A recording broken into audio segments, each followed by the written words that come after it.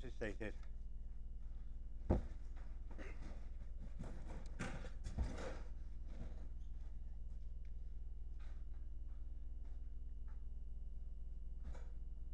Welcome to this meeting of the Redcar Borough Council.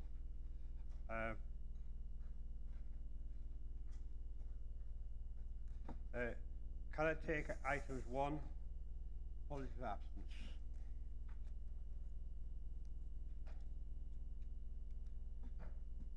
I've got Gray, Martin, Oliver and Brown. Any more?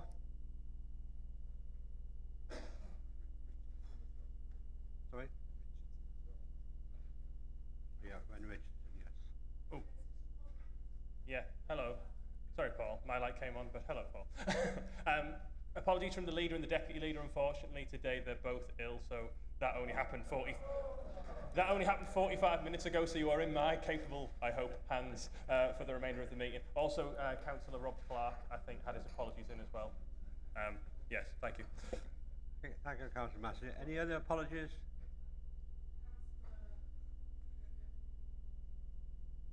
Thank you, Councillor. And Councillor Taylor and Councillor Martin as well. Oliver's been announced.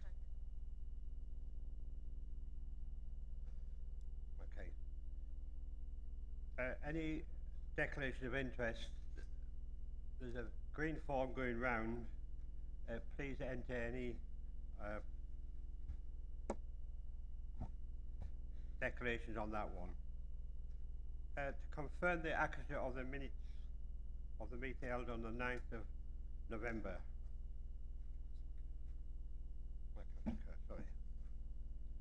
Sorry. Thank you, Chair. I have just a simple question. I asked a question at the last meeting when Councillor Meyer was presenting his children in care report, and I asked about the NEAT information, and Councillor Meyer said that he would get the information to me. Now, none of that is minuted, so I'm just worried that it gets lost, and I'm wondering what the protocol is for following up what's discussed in council if it's not minuted like that. Thank you. We will adjust the minutes. Okay. Can I have approval for the minutes, please? No. And a seconder? I'm happy to second them on the basis that that line is enacted in that minutes as well. Thank you.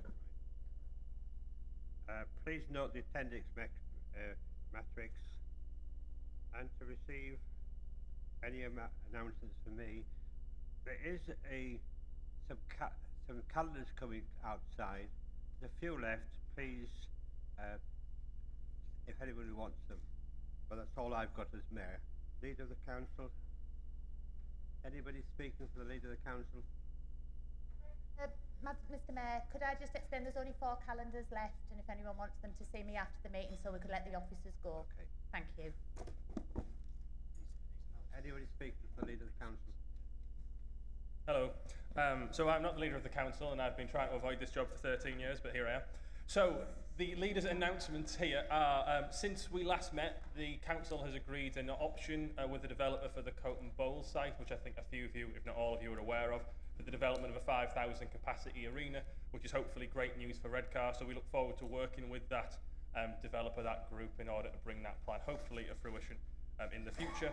We also now have an operator for the Coastal Activity Centre in Cotham, which is Imaginative Productions. A few of you will be aware of this company because they are the ones behind the Screen Factory in Kirkleatham and also the cafe at the museum in Kirkleatham as well. And we'll work with the council and the Redcar Town deal to hopefully provide an exciting new attraction in that space. Next summer, you'll have also seen in Redcar Centre. Next summer, we've also seen great announcement that on the beach in Redcar, we're going to get 2 new music events. The Libertines are playing and some dance act I've not heard of, but that should be quite exciting if you like those types of music. Our staff have also worked hard in Gisborough to secure the closure of a flat, which was a site of regular criminal and antisocial behaviour, which is really good to hear. The council is also leading on an initiative to allow professionals, volunteers and business owners to become cost of living champions in the future. Also links with the Money Guiders scheme, which offers a range of advice on a wide range of topics. And finally, I/the leader would like to wish everybody a very Merry Christmas and a Happy New Year, and hopefully a smooth meeting. Thank you.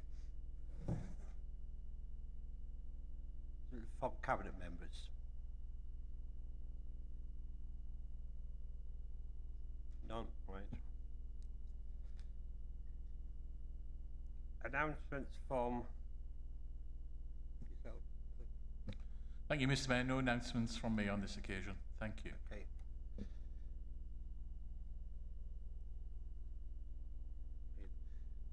Right, we now come to consideration of questions from the public.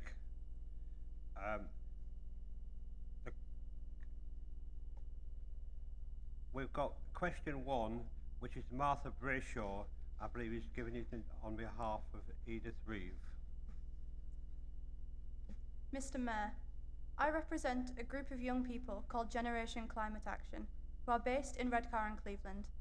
For the last 5 months, we've been researching and raising public awareness about the use of toxic weed killer glyphosate. Chemical weed killers pose a real and serious risk to the public, our environment, and wildlife. The World Health Organization declared it as a probable cause of cancer, and almost 80 other UK councils have banned or restricted its use. We are in a biodiversity emergency. We've lost so many insects in the last 20 years, with declines of around 60%. Chemicals like glyphosate have played a big part in that decline. The manufacturers of glyphosate, Roundup, have paid out billions of dollars in lawsuits and compensation claims from individuals with cancer from glyphosate exposure. The biggest of these being a lawsuit in California that paid out $2 billion to Alva and Alberta Pilliard after they developed non-Hodgkin's lymphoma in 2018. Glyphosate is also being recalled from shop shelves for residential use due to this.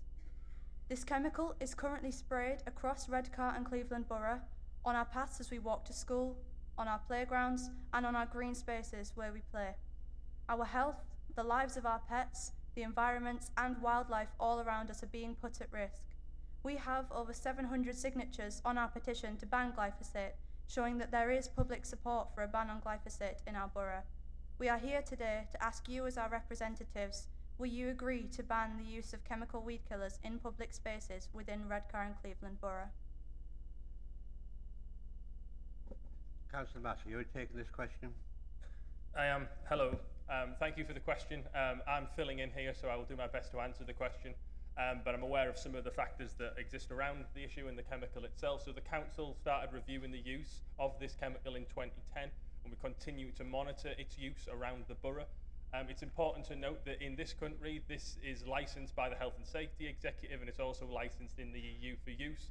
But that doesn't say that it doesn't come with the associated problems that the questioner has just raised there. I think it's important to highlight that some of the evidence around glyphosate is quite conflicting, and there's a bit of misinformation about the issue, I think, on both sides here.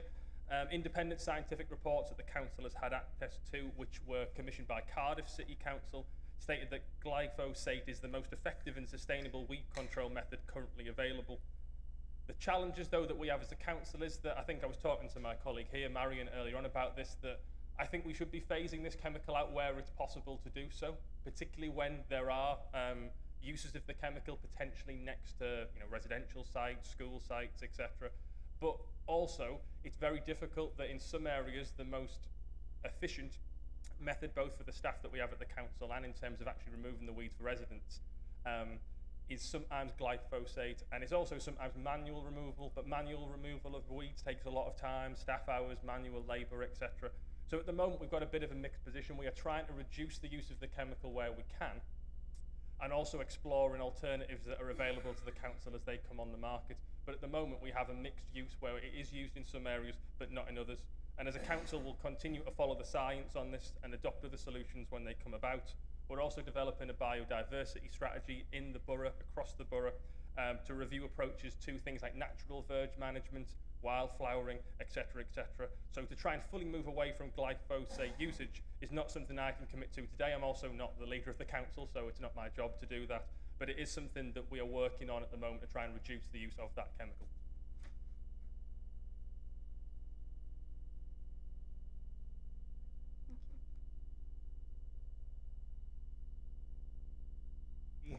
And 4, the member of the public is not here to ask the question, so I will ask the cabinet members and the leader to answer in writing. Same goes to question 5. As the member of the public is not here to ask the question, we will then reply to that in writing.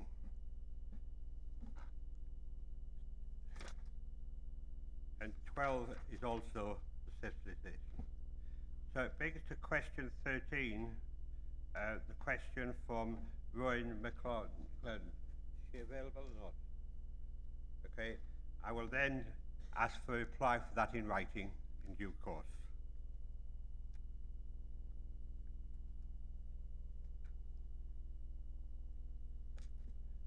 We now come on to consider reports from the Cabinet and the Council committees. And the first one is the corporate plan. Councillor. Hello again, members. This one is actually me, so I do know a bit more about this one because it's something that I'm fully briefed on. So the corporate plan has been on a journey through council, as we're well aware. You've been probably in scrutiny committees and spoken about this, and it's something that we've been discussing for quite a while. It's the corporate plan of this administration. It leads up to 2027, but there's no great changes from the previous administration. Our priorities have slightly changed, but I think the general themes of those priorities have not. So the priorities are very simply to start life well. We're going to strive to reduce child poverty in the borough, live and age well, try and improve health and well-being, and enable people to live independently. Prosper and flourish, the creation of hopefully good and well-paid jobs, skills and training for quality jobs, and also spending our money as a council with local businesses in the area. Clean and tidy is our 4th new priority, improving recycling levels. I know we've got questions on the agenda about this later today. Looking after our environment, we just had a question from a member of the public, and also reducing our carbon footprint. And then finally, we want to always be a strong and sustainable council to deliver value for money for our residents that are out there. The other thing that we're going to try and do as well is we're also going to try and hopefully make this a collaborative exercise with our public. So we're also asking our communities to help us on this journey to try and be a strong and sustainable council, particularly in the context that local government is currently operating in the United Kingdom, with a number of councils obviously struggling at the moment. So our asks of communities, which are in the report, to let us know as a council if they're worried about a vulnerable child or adult in their community, to recycle as much as they can, and we will help from our side, to keep the area clean and tidy, to get involved in the community where possible with local groups, to support our local businesses, and finally to talk up the area. We hear this a lot, I think, on all sides, and this is an apolitical point from me, but we all need to do a better job, I think, of saying how great the place we live is. You know, we're between kind of, you know, a wonderful seaside and a moor. It's an amazing place to live, and we need to be the people who lead on this, as opposed to people who potentially throw mud around that particular issue. So I basically, without any further ado, I'll move the report. I asked for a seconder from my side, as I don't have a deputy today, but thank you for listening.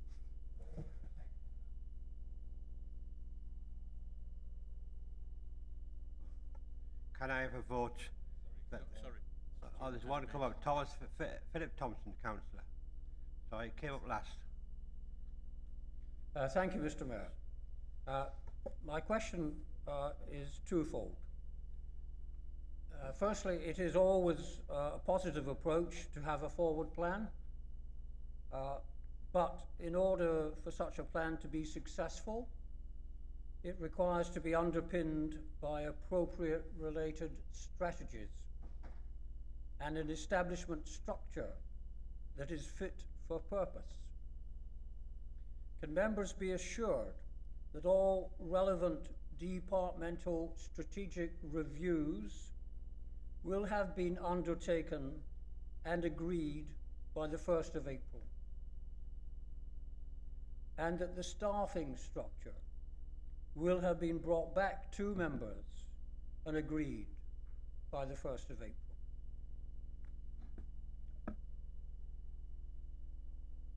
Thank you. Councillor Glenn Nightingale.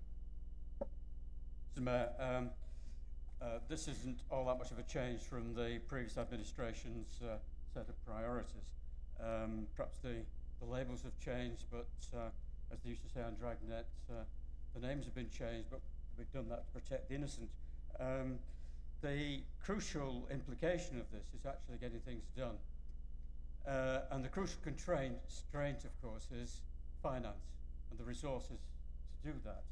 And the blame and the responsibility for any inability of the council to implement the priorities that are in this must inevitably lie with the current administration in Whitehall.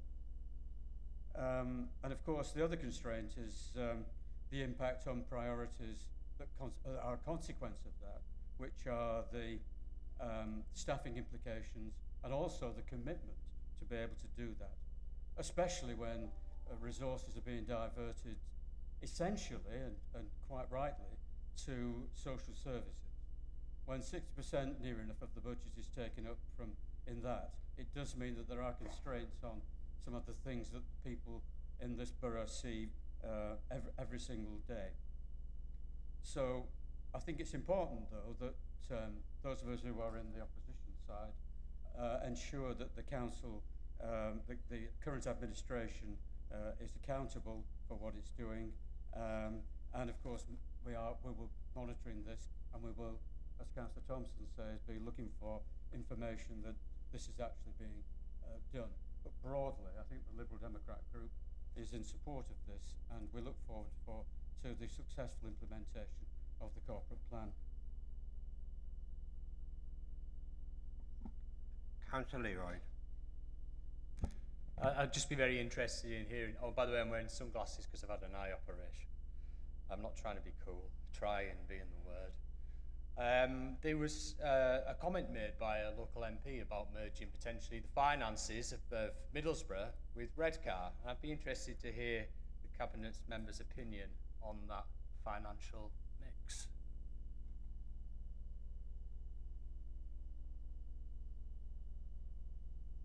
Any other questions from anybody? Can I ask? Thank you, Mr. Mayor. Thank you for the questions to the three people who spoke. Councillor Thompson, I agree that I think we do need more information clearly about the workforce itself and the structure that exists, but that kind of sits below the corporate plan. But I share your concerns, obviously, that the two things have to go hand in hand for them to work. I am meeting with our policy manager, Michael Lythe, in the new year about an organisational plan which sits below this. Members will have also seen the workforce strategy, which also sits below this. So all three of those things together will form kind of the council strategy for the next 3.5 now years of the administration.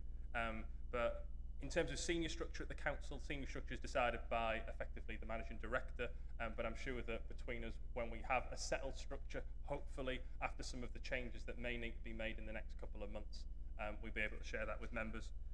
Councillor Nightingale's comments I think are very fair, and it is the job of the opposition to try and hold the leadership to account. The strategies are there, the challenges that we have, and you'll notice the wording of some of our corporate plan is about this council basically doing its best. We're going to strive towards doing things, we're going to try to do things, but ultimately we want good paid local jobs to exist in this area, but this council is likely not going to be the business that creates them. We can support in terms of making sure our residents are skilled, and there's a lot of talk about skilling and upskilling in terms of the corporate plan, but we're not going to be creating 2,000, 5,000, 10,000 jobs, but we'll be working with people who want to, and we'll be trying to get the skills in our people that enable them to take those jobs. Similarly, there are pushes within the corporate plan towards having a better lifestyle for our residents, better healthcare. Again, the council doesn't directly control healthcare, but we can support, challenge, critique where possible in order to try and improve that outcome. And finally, education is a very similar thing. There are plans around education. We are not, largely speaking, the education provider, particularly with the high number of academies, but we do our best to support, challenge, hold people to account where possible. Finally, on Councillor Leroy's point about merging finances, for members who were at the last, I know Councillor Leroy's not on this committee, so by no means am I saying that you should have been there, because it's not your job to be. But members at the last Resources Committee will have heard me make a very similar comment to the answer I'm going to give now, which is that this council and our neighbouring councils have huge challenges over the next couple of years. We're seeing more and more councils get closer and closer to the cliff edge. But what I said in the committee was that the solution to Redcar and Cleveland's problems can be found in the paperwork of our budget, which is going to come next year, and not in the scheme suggested by the member for Middlesbrough South and East Cleveland. This council is a sustainable council. We're going to strive towards it. It's part of our corporate plan, but we can also make decisions. We'll need to make them collectively as a group in here. We can make decisions that put us on the front foot so that we can set a balanced budget moving forward and hopefully reap some of the benefits that the area might see over the next 5 and 10 years. But we need to make sure that we get things right now. In my opinion, as a Redcar and Cleveland councillor, it wouldn't be the sensible thing to merge with a council, even if it is one of our neighbours that has a best value notice served on it, and also is obviously going through some of the challenges it is going through at the moment. I mean, my heart goes out to Middlesbrough Council. I don't think a lot of the things that are problems are things that they have done on their own. I think it's ultimately the challenges of local government is that it is chronically underfunded at a national level. Adult social care got an adult social care levy, which enabled us to some extent to fund adult social care, but there's no such scheme in children's social care, which is the #1 cost at this council, the #1 cost at Middlesbrough Council, the #1 cost at Thurrock and Slough and other councils. Again, it's not a particularly political point. Tory councils are going bust. There are some Labour councils going bust. There's a Lib Dem council that's going to the wall. That suggests there's a bigger problem than those three parties in local government. The problem's a national one. We need more funding from national government. That's the only way that councils as a whole will be sustainable, but we can make decisions here to ensure that this council is sustainable in the short and medium term, if not the long term. And we have to make those tough decisions. They'll come in February. But thank you for the question.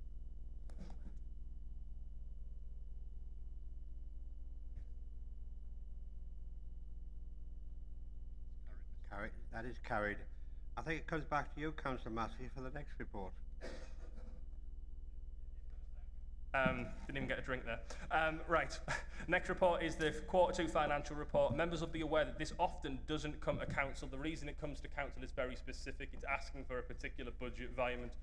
I'll talk about the report for 30 seconds in a general sense. This outlines some of the challenges we are going to have to tackle in February. The council was projecting an overspend at Q1 of 7.7 million. I'm pleased to say that this report shows that that has been brought down, but it still stands as an overspend of 4.7 million. And as I've said, the challenges in children's social care are enormous, not just here. If anything, they are worse in other areas of the country, but that doesn't mean that we don't have a challenge here that we need to address. And we need to address it collectively as a whole council, because we can't just stop providing care to much needed cases in children's services. We have to make sure that as a whole we balance the books where possible. So some savings have been made in year, some changes to our minimum revenue provision, some changes in terms of the timing of vacancies, new jobs, etc, etc. But in general, the reason this is here today is because of the environment that's asked for in the recommendations to the report.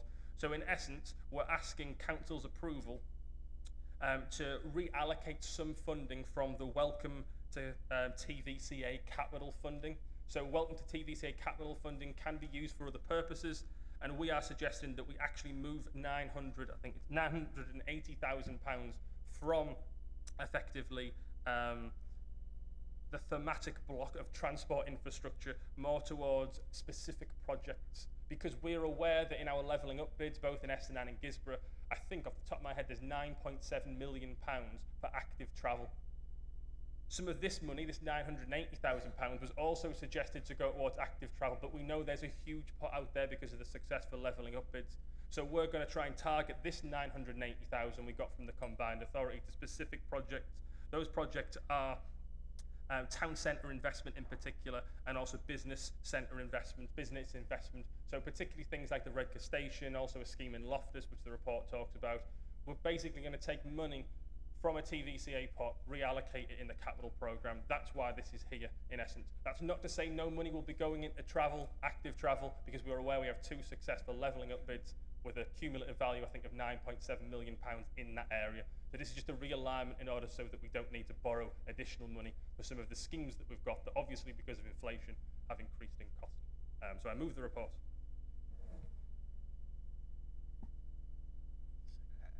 Can I have a seconder, please? Any questions from members? No. Philip Thompson. Thank you, Mr. Mayor. For those of you who perhaps had the luxury of visiting the theatrical world in their careers, they will be understanding that quite often the principals are absent. and an understudy has to take a prime role. It's very rare that the understudy aspires to attain the performance. However, today has shown that that is sometimes not the case. My question relates really, having noted that we are simply to note 1 to 3, but we're asked to support item 4. Now, there are many, many needs in the transport field for support and investment, and not least in looking at Saltburn Station, which are not budgeted currently for. And I will return to that later this afternoon, Mr. Mayor. What I'm specifically wishing to ascertain is, given that there is much needed work required in the borough to enhance transport infrastructure, can members be clear what are the implications that are for the transfer from the transport infrastructure loss and the clear benefits of this £1 million environment to another department? Where is the detail that can support the recommendation?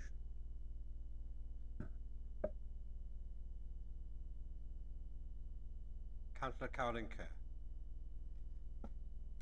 Thank you, Chair. I wanted to make a point of clarification, if that's appropriate just now. The TVCA element refers to para 4.37, etc. Well, I couldn't find it, and a couple of points above refer to appendices 3 and 4 not reproduced. So I just wondered if perhaps in the future we could at least reference maybe the report that paragraph is referring to, or better still maybe have a link that would take us directly to the papers, because it would certainly have saved me an awful lot of time on this occasion. Thank you. Councillor Glenn Nightingale. Thank you, Mr. Mayor. Things move fast, of course, in finance, and the figures that were presented to the council, to the cabinet and to the resources committee at the beginning of this cycle indicated an overspend by the end of the year.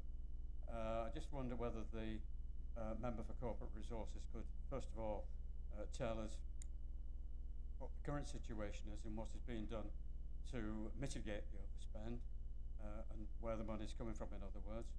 And secondly, perhaps it could elaborate on the consequences of the council going into special measures, in particular the impact of the imposition of commissioners in terms of the consequences for council spending and for the impact on council tax. It's quite clear, as I mentioned in the budget setting meeting in February, that those councils that Councillor Massey mentioned were facing an imposition of council tax increase in the double figures percentage-wise, around 10 to 15%.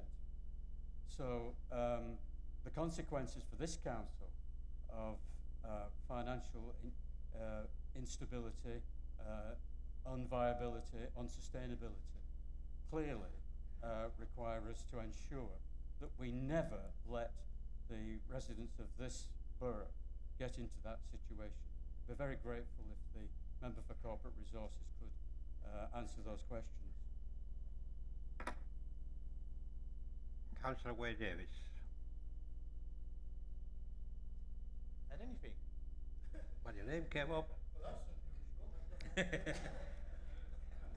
Is it from the last No meeting? question. Any further members want to ask to talk? Right, I'll pass it back to Councillor Massey to wind up. Yeah, thank you, Mr. Mayor. I think... Oh, it's Greg. Sorry, go on, Greg. So, can I... Oh, the mic's the wrong way around. So can I stop there? Councillor, can you come in? Thank you very much, Mr. Mayor. It's a small point in the scheme of things financially, but I noticed in the small print at the back that the proposal is to stop funding the Duke of Edinburgh Award, saving £48,000. It's not a large amount of money when you consider the total expenditure of the council, and the human value that we get for that money is absolutely enormous. I mean, particularly in a time when the school curriculum has narrowed, when it tends to focus on maths and English and science, and we've lost a lot of sports provision and music and arts provision. I think the Duke of Edinburgh provides a really character-forming experience. You know, both my daughters have done it, got a lot out of it. And in terms of resourcefulness and being able to work in teams, it does a lot for these young people. I think it's a real shame if we stop funding it. Thank you. Any other members wishing to speak? I'll pass it back to Councillor Massey for wound up. Thank you, Mr. Mayor. I didn't quite follow the beginning of Councillor Thompson's speech. I'm not sure if I didn't follow it or you were just being outright rude. I couldn't work it out. But in essence, the second question that came from Councillor Kerr was effectively part of the answer. So in the Cabinet report from the last Cabinet cycle in early December at 437, the full detail is there about what this funding was, and it was for walking and cycling, and what it's going towards, which is a scheme in Loughton surrounds Temperance Square, also Redcar Station and Cotham Leisure. So they add up to 980,000 between the three of them. In essence, those three schemes previously existed in the capital programme, the approved capital programme of this council, but due to a number of issues with particularly, the cost of materials, the cost of surveyors, the cost of everything due to inflation, those schemes effectively would not be delivered if we didn't transfer this money from other pots. The reason that we've chosen the Welcome To pot is because that there is substantial other funding out there for walking and cycling schemes in the two successful levelling up bids that I spoke about earlier on, which add up to £9.7 million for both of those schemes in the borough. The second point, I think, is a good one, because if you did read one of these council reports for the first time and you saw that, it's not clear exactly what that's referring to. So I see no reason why we shouldn't have a link in there that directs you to the exact report that we're speaking about. It's something I'm aware of. I've been here a long time, but it's something that the public probably wouldn't be aware of. So I think it's a very good point and a good question. Councillor Nightingale asked a question about the overspend and what the plans are. So the plans are, the last report was at Q2. We report quarterly. The last report suggested we're going to have an overspend of about 4.7 million, which I said has come down by 3 to 4 million from the first quarter and the beginning of the year. But in essence, the plans are to try and hold vacancies where appropriate, to try and take out costs where we can elsewhere. But ultimately, if we're not able to do that in this year without grand decisions that can only be made at a budget, that would have to be funded through reserves at this point. And we'd then have to make the decision within the budget next year to balance the books and potentially to replenish reserves if we thought that was the correct decision to do so. But in year, all we can do at this point is to manage that down. Hopefully we've done a good job Q1 to Q2. Can we manage it down further? If we can't, it's going to have to be reserves. But as we had a debate, I think a couple of council meetings, if not the last council meeting ago, we're aware that reserves can only be used once. So once they've gone, they've gone. So we need long-term solutions for that. I think it's a good reference that you made to some of the councils that have been struggling, like the Thurrocks and the Sloughs of the world, but also more recently Birmingham, Nottingham, etc. And a very good point just for all members, which Councillor Nightingale addressed, is that the challenge, if we did get kind of government inspectors running the authority, is that council tax would go up sky high. 10 to 15% is exactly right. And alongside that as well, you'd also get potentially, a fire sale of council assets. Only statutory services being delivered by the council, as opposed to the services that we think will benefit people of the borough. That's not a position that we're going to be in or want to be in. It's why we need to make the difficult decisions, which is going to come back in February. The last question about the Duke of Edinburgh Award from Councillor Hanaway. As it's in the approved capital programme of this report, my understanding, therefore, is that this was removed under your administration, not mine. I'm not saying that's a correct decision or an incorrect decision, but the fact that it's already in the report suggests that it's a previous decision that was made that we've inherited effectively. So yes, that's my answers to those four. Thank you, Matt. Thank you, Councillor Massey. Can we show of hands to accept that report, please?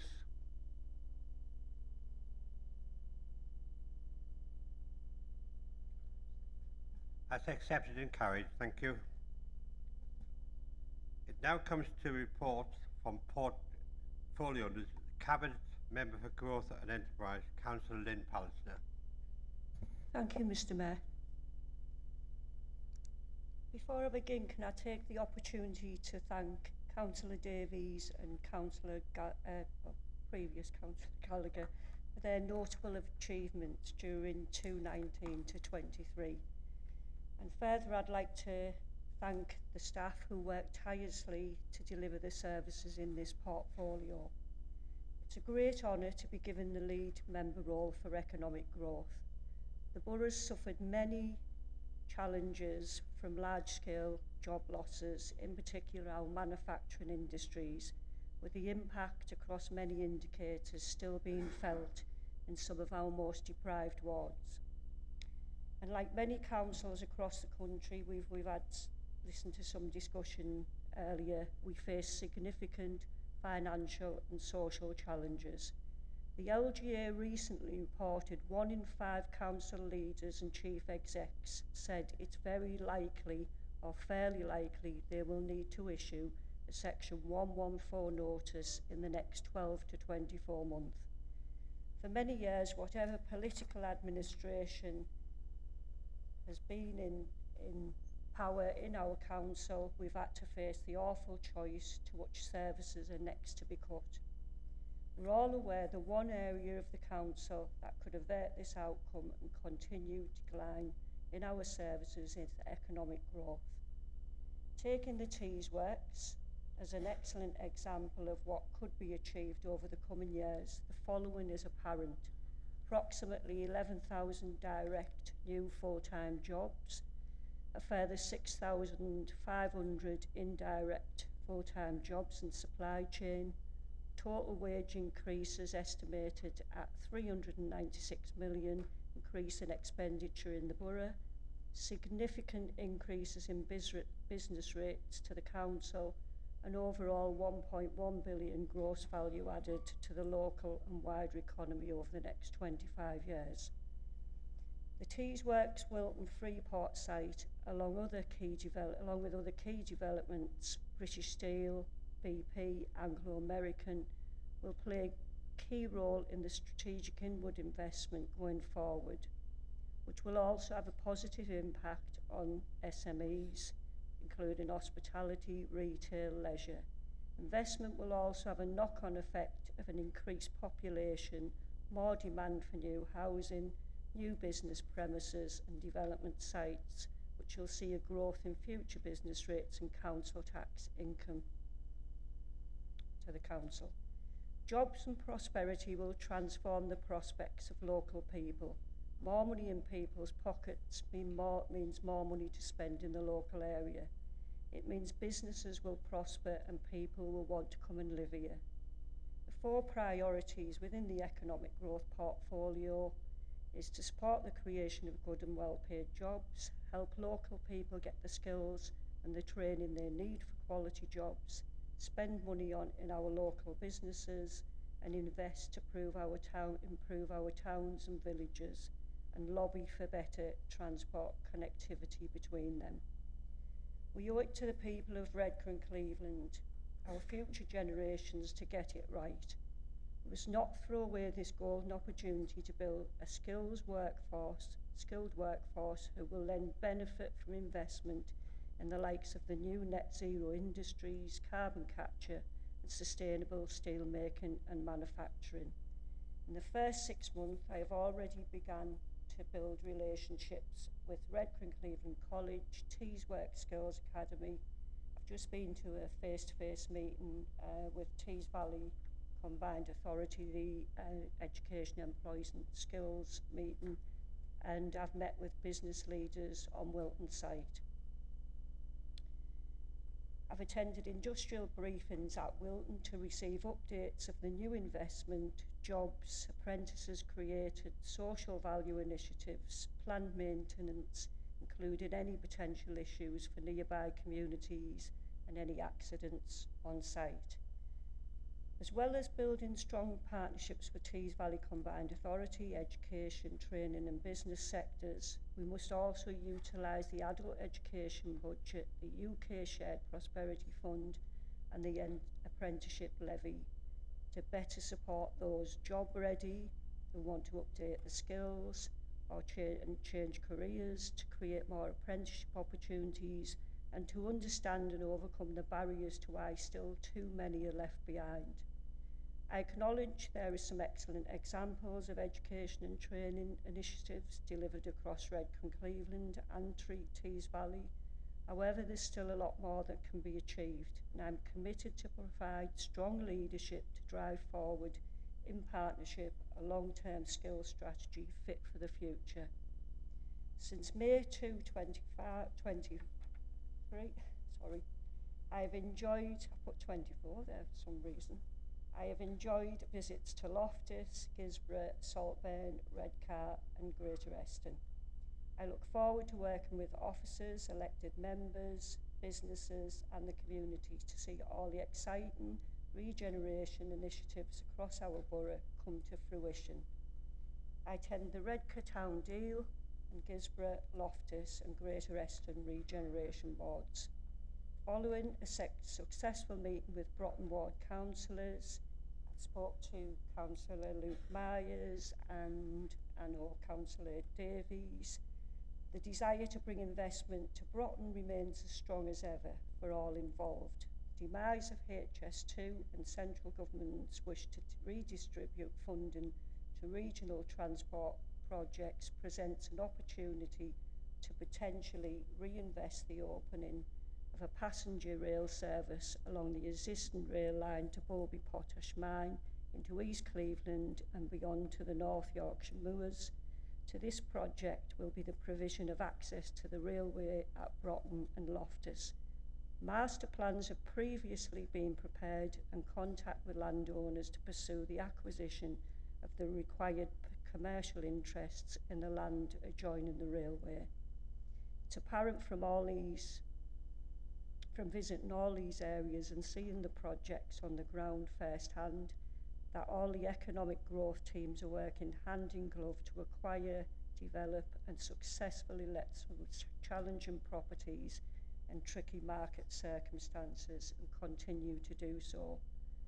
My report goes on into more detail about the projects and programmes being delivered under this portfolio, from investment in our places, planning and development, growing our businesses and employment and skills.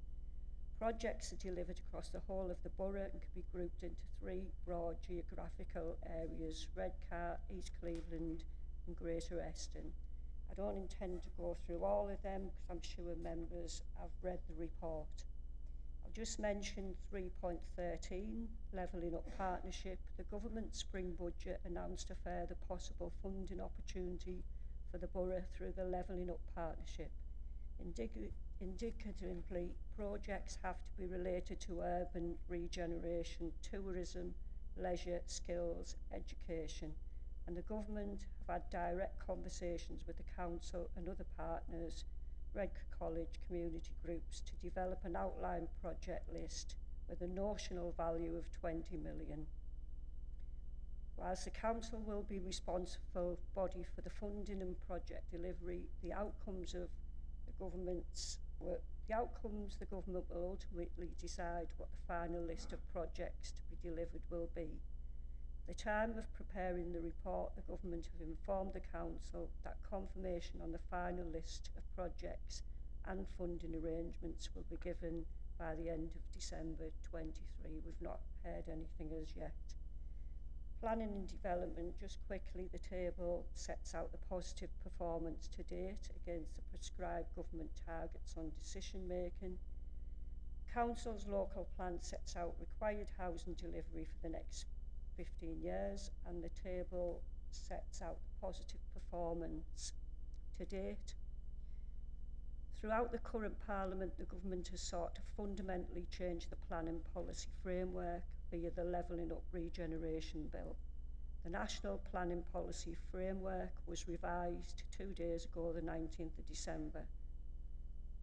The National Policy Framework sets out the government's planning policies for England and how these are expected to be applied. Bearing in mind the changes were only published 2 days ago and more time is needed to fully understand the implication, implication on the Redcar Cleveland plan, and we can still make day-to-day decisions on planning from today, but I think what we do need is officers to bring a full NPPF report to scrutiny and to regulatory committee in the new year. Business engagement, I'm not going to go through the business engagement because I'm sure lots of information's already been read, and I'll just move on to the 46.3 million Councillor of Pallister, can you start winding up, please? Yeah. Well, I'll just wind up there and members can ask questions because I'm sure that members have read the report. Thank you, Chair. Thank you, Councillor Pallister. We now come to a question and answer session, and the first is Debbie Powley. I think the mics are mixed up. Are they? Councillor Smith, then, please. I think it's me, actually. I'm next Well, to... does it no, matter? no, it doesn't, but I'm just staking my claim. Thanks, Mr. Mayor. I think the mic's on, is it? It is now. I'll speak up then. Thank you for your report, Councillor Pallister. And my question is in relation to the Tees Valley Combined Authority funding that Saltburn was given to improve parking and infrastructure within Saltburn under the Welcome to Redcar and Cleveland. The ward councils estimate that there is approximately 160,000 left on this scheme, which is putting aside 80,000, which we hope will go towards the resurfacing of Marine Parade, the pavement. Can I ask, have we had an update in us approaching Tees Valley that we can keep this money for other projects within the town? Also, how much is actually remaining, and how much was the cost of this survey your administration imposed on the scheme? Thank you. Thank you. Councillor Pallister.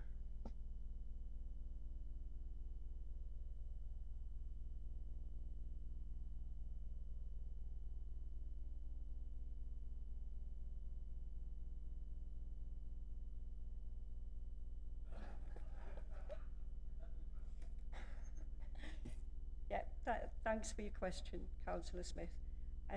Well, as far as my understanding is, the money's still there for Saltburn and it won't be moved anywhere. So I know we're talking about moving money about earlier. The money is still there.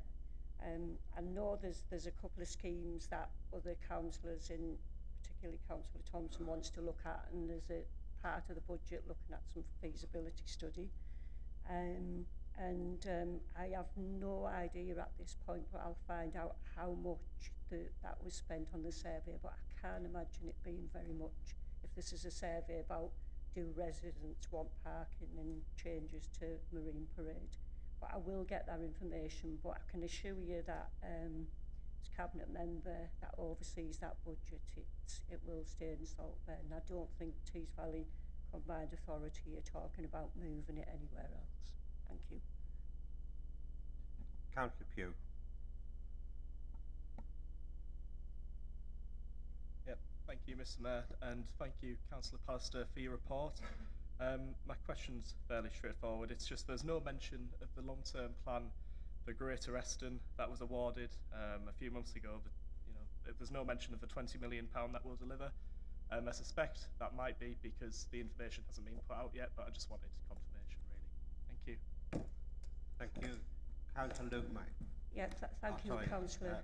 Councillor Pugh. Pallister. Yeah, thank you for your question. And that's correct. I was thinking, should I put something in, but I haven't got enough information to be able to give members. I mean, you'll probably know as much or more than me that it's 20 million over 10 years and it's for Greater Eston, but the detail and the information to say that it's definitely coming, we haven't received yet. Thank you. Thank you.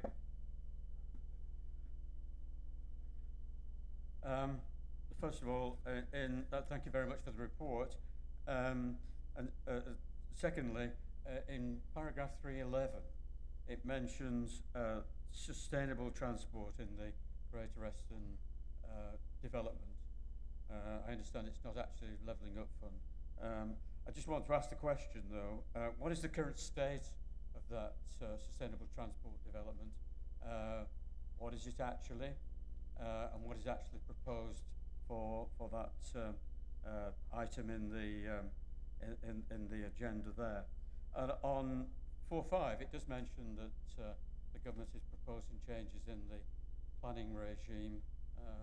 Whether that's welcome or not, Mr. Mayor, I very much doubt. But it would be useful in our statistics that are here if we could have some indication of the percentage of housing that is on brownfield sites, greenfield sites, taking up green spaces, and is in terms of the type of housing, what proportion there is of affordable housing. So I think it would be useful perhaps in the Growth Committee or in future reports that we actually have a breakdown of what the housing development actually is, because obviously it's a crucial issue in terms of what people need and what people want to see in our borough. Councillor Pallister. Councillor Nightingale, what was the first, the paragraph 3.13 did you say on the report? I didn't quite hear it. Is that okay?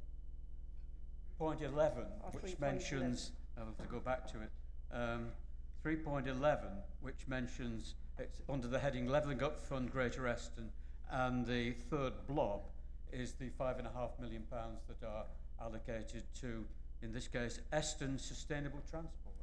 Yeah. Councillor Pallister.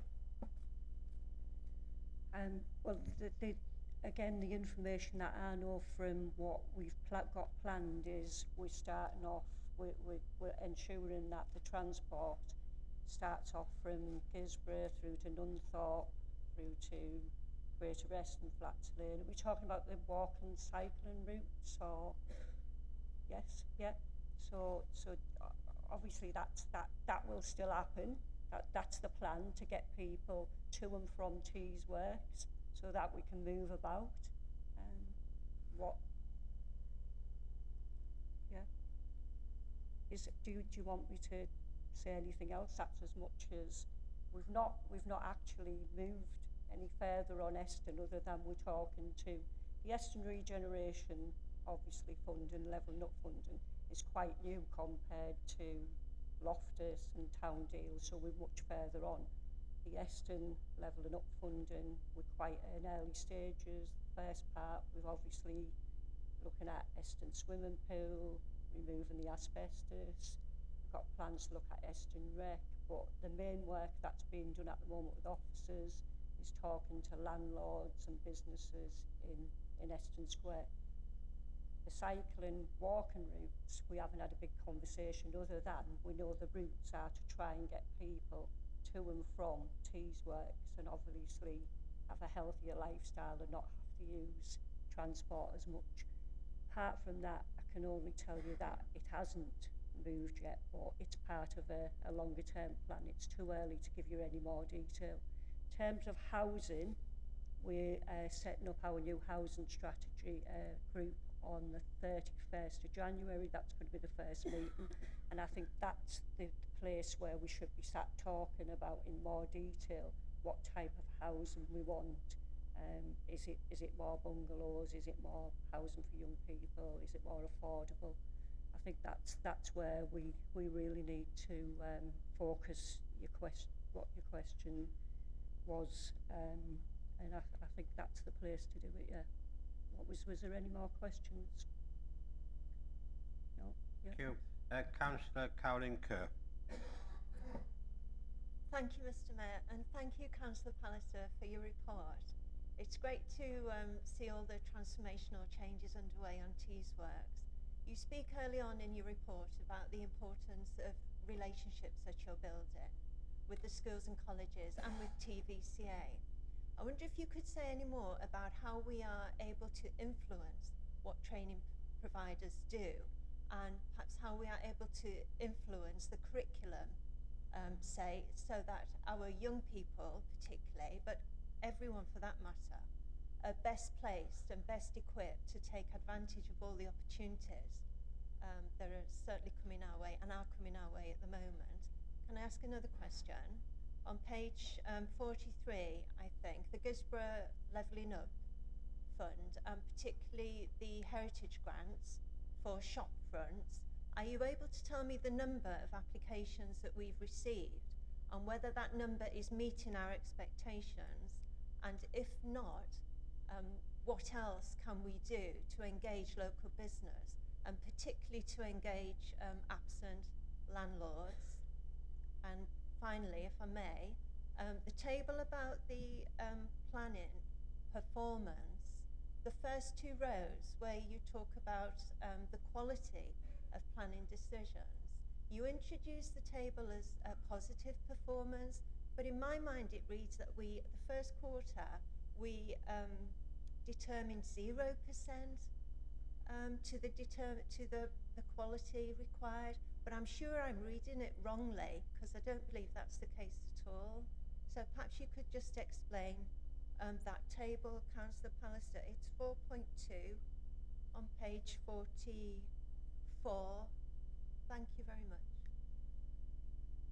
Councillor Pallister. The 10% is the government target. If you go over that, then you know they have the ability to come in. The lower that is, the better we're performing. Yeah. So the question on skills, definitely. This is why in my report I said we need to get this right. I don't think the curriculum is fit for purpose for some of our young people. We look at Germany, we look at Japan, and they've got excellent vocational centres. You know, they're way above us, and we've lost out, and that's why we've not got enough plumbers, we've not got enough builders. I bet most of us are thinking when we're on the phone looking for one, how long we have to wait sometimes. We've not got enough welders, and really what we should be looking at is sometimes looking at kids at, well, in primary school, I'll mention that, there's a lot of work going on in primary schools. But we should be looking sometimes at kids who are 14 and they're just not cutting it. They only need maths, English and science. They don't need to go into high level A-levels and so on. It just needs to be enough to get them through sometimes at a more basic level, obviously enough to get them able to read drawings or whatever. But the way that the education's set up at the moment, we need to do a lot more. I think in terms of apprenticeships as well, we're not doing well. And when you talk to parents will say, you know, I don't know, Adam's got level 1 and 2 at college, but he can't get a SME usually. It's usually the small businesses to take him on. And that's usually because small businesses have not got the time, the capacity to start doing all the work that you've got to do, all the admin work for apprentices. So what we need to do is to try and get the funding into maybe the colleges to actually have people who will do that work, so that the employer themselves just has to deal with training the young person up. So they train them with the practical skills. They don't have to be spending lots of time. They haven't got time. They're a small business. So I think there's loads more things that we can do, and we can't. This is our golden opportunity. We cannot cannot get it wrong. Our future, the kids, you know, they've got something that they've never had for years and years. And I've said that I'll drive it forward as best I can. So we've got a skills strategy that is fit for the future, and that's education training. So what was the other? Oh, the businesses. Yeah, I've not got an up-to-date figure on. I know the staff are out there trying to get people to you know, take opportunity of the grant. I know that's happening, but I haven't got a figure, but I'll get you that figure. And private landlords and absent landlords, I mean, it's just an issue for us all. It's a difficult one, to be fair, but we just have to keep trying, and hopefully, you know, like, it doesn't go on for year after year. But I've got businesses just left their properties in my ward, and sometimes it's sold on, then it's sold on again, it's sold on again, and it can get to a bad state where you think after so long you can serve a notice on them, but then if they do a little bit of work, you're back to square one. So it's not something that we won't look at, because it's going to spoil the rest of the investment, but it is a difficult one to tackle, but we will do our best. Thank you, Councillor Pallister. Now, before I continue, I've got 8 more members who want to speak, finalising with Councillor Kay, so I won't take any more after that. We'll start with Councillor Luke Myers.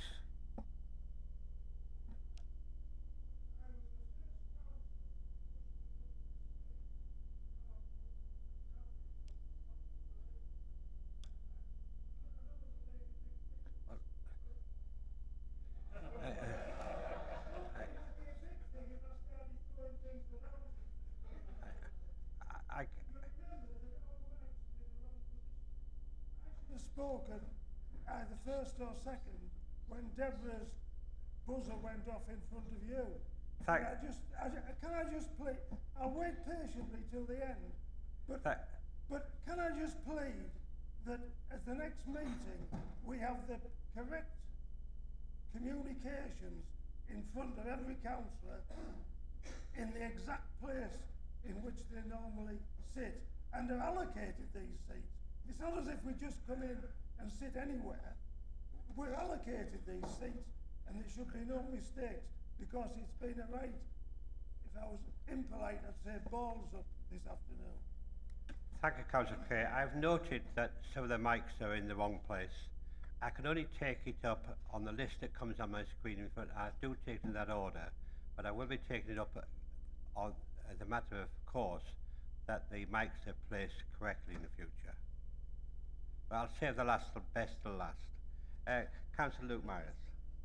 Thank you, Mr. Mayor. I want to welcome the emphasis that Councillor Pallister places in her report on the passenger rail scheme out in East Cleveland. This is something that councillors across the chamber have been calling for a long time, particularly the Broughton Ward councillors. And growing up in Broughton, I know how our villages are often left behind when it comes to transport. So it's very welcome to see it in this report.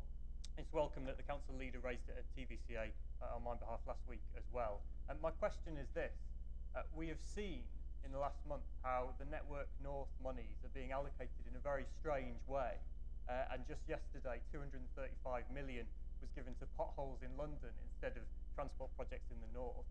So will she work with me and with our Broughton Ward councillors and all councillors across this chamber to make the case to government and to the mayor and to the Treasury that the CBR on this scheme shows it's worth investing in, it would generate opportunity for people, and it's about getting people moving and getting our economy moving as well. Thank you. Thank you. Councillor Pallister. Thank you, Mr. Mayor, and thank you for your question, Councillor Myers. And I know that you are trying, and as well as the Broughton Ward councillors and Loftus Ward councillors, and along with Councillor Quarterman, to try and get the some of the 980 million investment that we hope we're going to get. We haven't got it yet, but we hope we're going to get. And I know to improve and open up the Broughton and Loftus rail line. I mean, we talk about buses and people not being able to get about, and I think Councillor Massey mentioned we don't shout about our borough enough. and we can't sometimes showcase our borough enough because people can't get there to see it. So, you know, one of the ways that we can improve tourism is through transport. One of the ways, well, one of the big ways, well, is to get people. We've talked about skills and all the job opportunities. We have to get to the jobs. But we also have to get them to the education as well. So, you know, it's a difficult one, but if we can open up, like you say, more transport links, desperately needed in East Cleveland, then we should do that. I just think we've got some fantastic opportunities, as I've already said in my speech, opening speech, and to other members. And one way we can help do that and create economic growth and improve tourism is through our better transport links. So yes, of course. And I know Councillor Quarterman and I have met with officers yesterday, and we've seen a list of projects that's going into Tees Valley Combined Authority tomorrow, and one of the priorities we have asked for is the Broughton Loftus train station to be open again. Councillor Christian Leroyd. Thank you very much. I'll refer to pages 38 and 39. Sorry, 36, 37 and 38. So on page 37 it talks about approximately 11,000 direct new full-time equivalent jobs related to Tees Works, and then a further 6,500 indirect, overall value of 1.1 billion over the next 25 years. However, this is a site at the moment which is under investigation, and the report still hasn't paid out. It's also a site which has been cleared up over the cost to the taxpayer of over £200 million. It's also a site where joint part venture was created, where it alleges that 140,000 of taxpayers' money has gone to private individuals. It's also a site that even after 6 years, the Teesside Mayor promising this utopia in the future of, is it 11,000 jobs? Is it 18,000 jobs? What particular figure is it this week, jobs, that haven't been created? In fact, all we've got is 750 jobs aligned to SEA. It is the only contract that has been signed. It's not options. So my question is, the whole premise of the report seems to be built upon the fact that Tees Works will be a success, but it's not looking at the stark reality of that we're facing, which is a taxpayer black hole.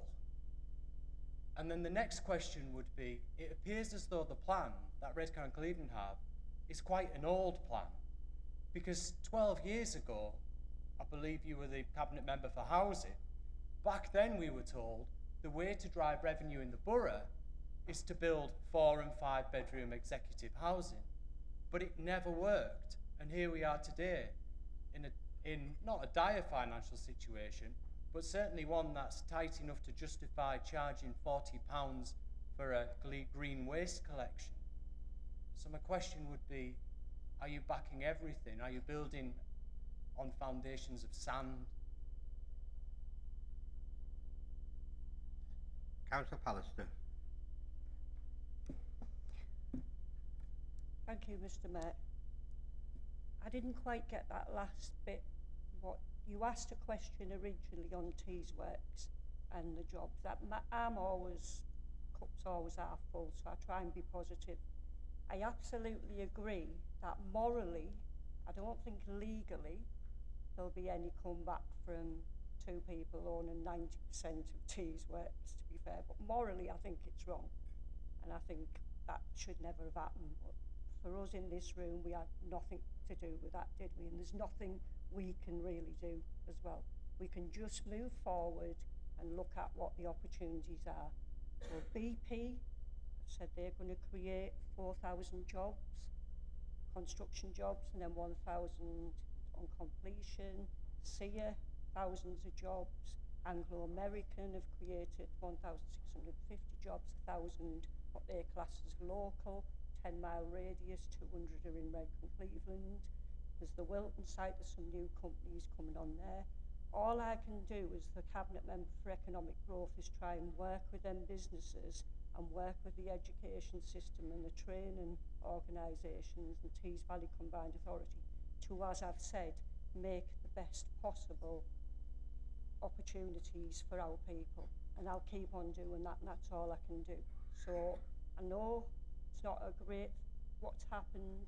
I don't agree with it. I've already said that. But we've got to move on, and we've got to try and believe that these jobs are coming and be ready for them. Well, I'm not sat in the boardroom with them. I can only go by what the information that I'm getting. So what I want to do is to make sure that we're prepared in terms of our adults now and our young people, because it's a long-term strategy. These thousands of jobs are not all going to come next year. They're going to come over time. So we just need to be prepared for that. And hopefully they'll come. And was that the question? Yeah. Any more? Well, yeah. And you've got to be.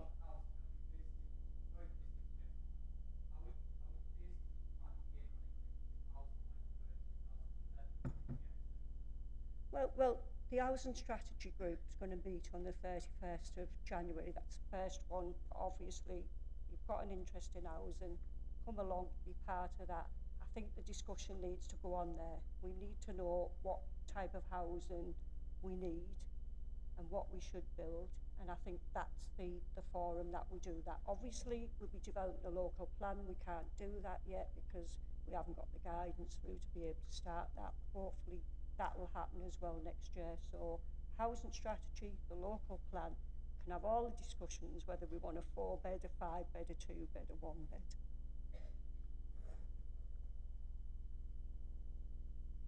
Councillor Fairley. Thank you. Thanks for your report, Councillor Pallister. You acknowledge that there is some significant and excellent examples of education and training initiatives. What are these, and what more can be done? Councillor Pallister. Yeah, thanks for your question. I think I've sort of talked a lot about skills, and I know we've got some great companies. So we've got BP saying that they're going to put 400 million into education and skills programs, and a big part of that will be STEM programs. We've got Anglo-American also not only putting money into STEM, but to actually providing mentors to some of our more disadvantaged young people. So that's like sort of, I could go on and on, but that's sort of 2 examples where our big businesses are already trying to support the future generation of the skills that we need. I think I've mentioned it before. I think there's a lot more that can be done. Apprenticeships. We need to support our 70%, I suppose, of most of our businesses are going to come from small and medium enterprises. So we need to make sure that they're supported so they can also offer apprenticeships as well. But as I've said in an earlier answer to a question, we need to be able to support them businesses better. They have not got the capacity. So some of that Tees Valley Combined Authority funding, like through the UK Share Prosperity Fund, needs to be better used, and the apprenticeship levy needs to be better used. So there's so much more that can be done. I think I've already mentioned that as well. We've mentioned level 3 apprenticeships. You know, people get to 1 and 2 and they want to be plumbers and they can't get a business to take them on. So again, that's coming back to that. Apprenticeships, give them the right support, give the businesses the right support, and sometimes some financial support as well, which is, I think at the moment they get £3,000. Is it enough? You know, should we be looking at new initiatives? Can you remember the Future Jobs Fund?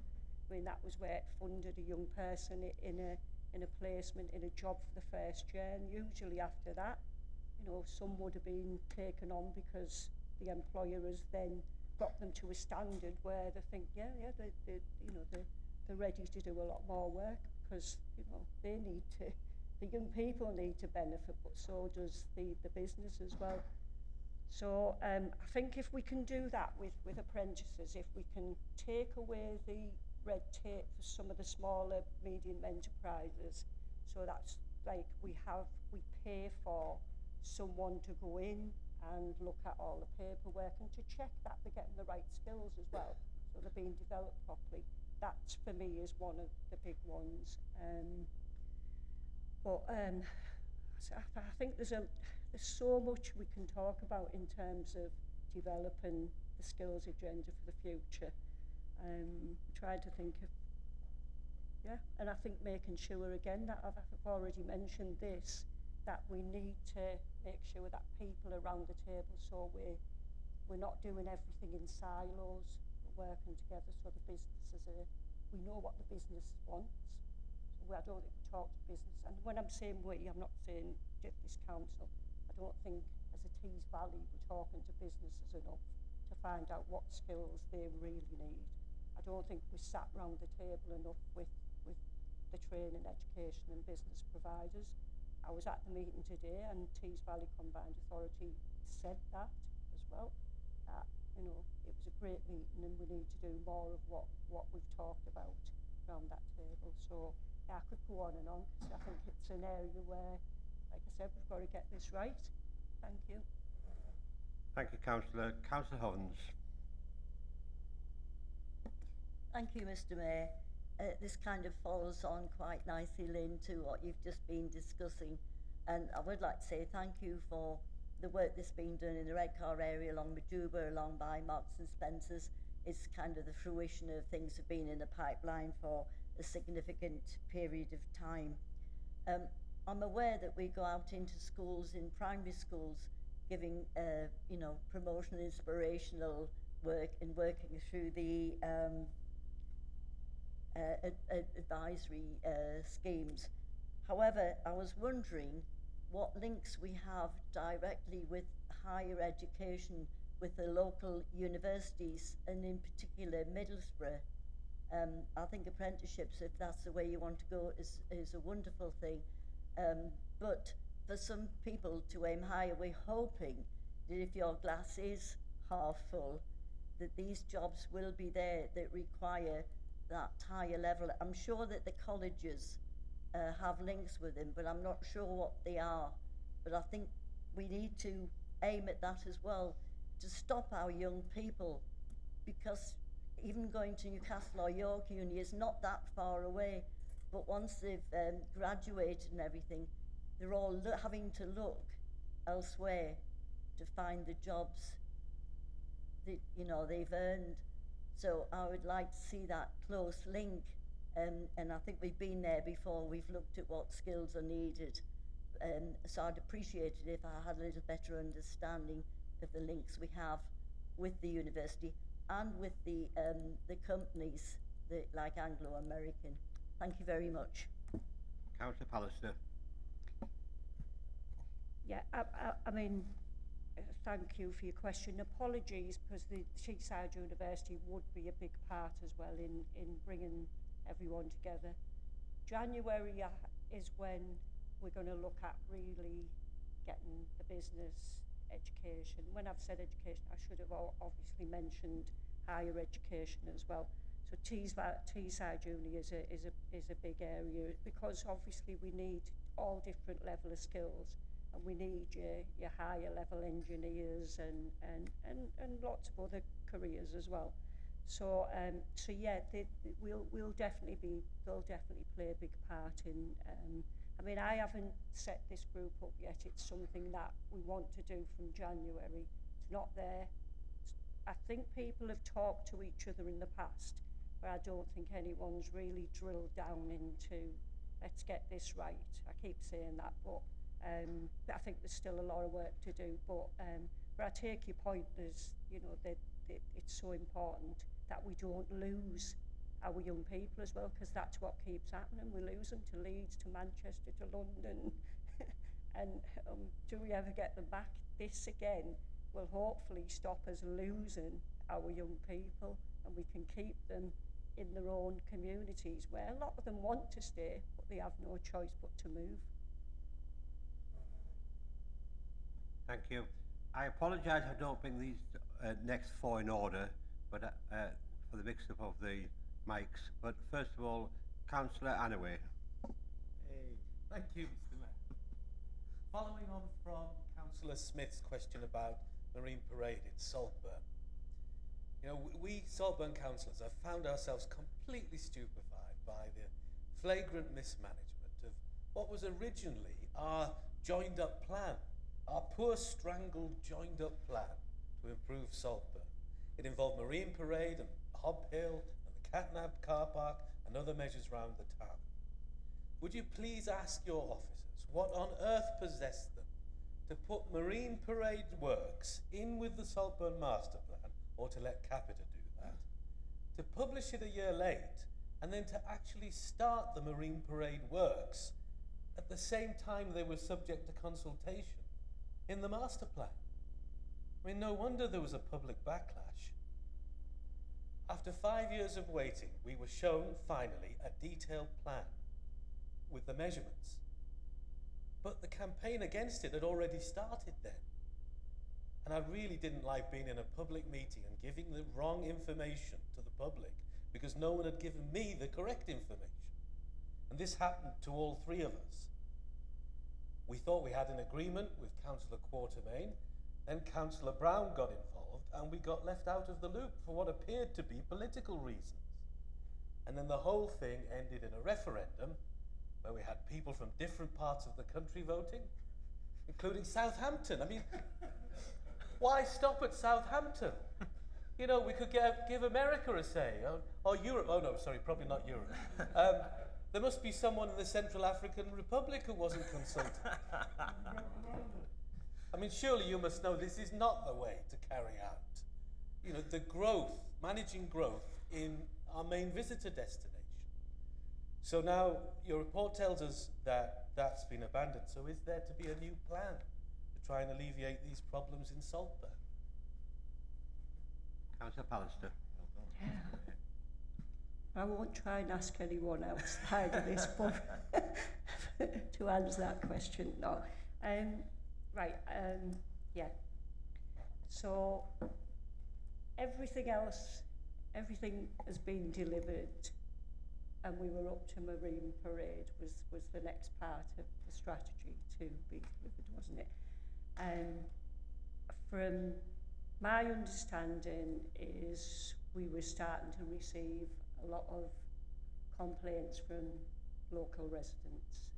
I mean, I know you mentioned, you know, like America and other places, but we were finding a lot of upset people in Saltburn saying they didn't want the changes to Marine Parade.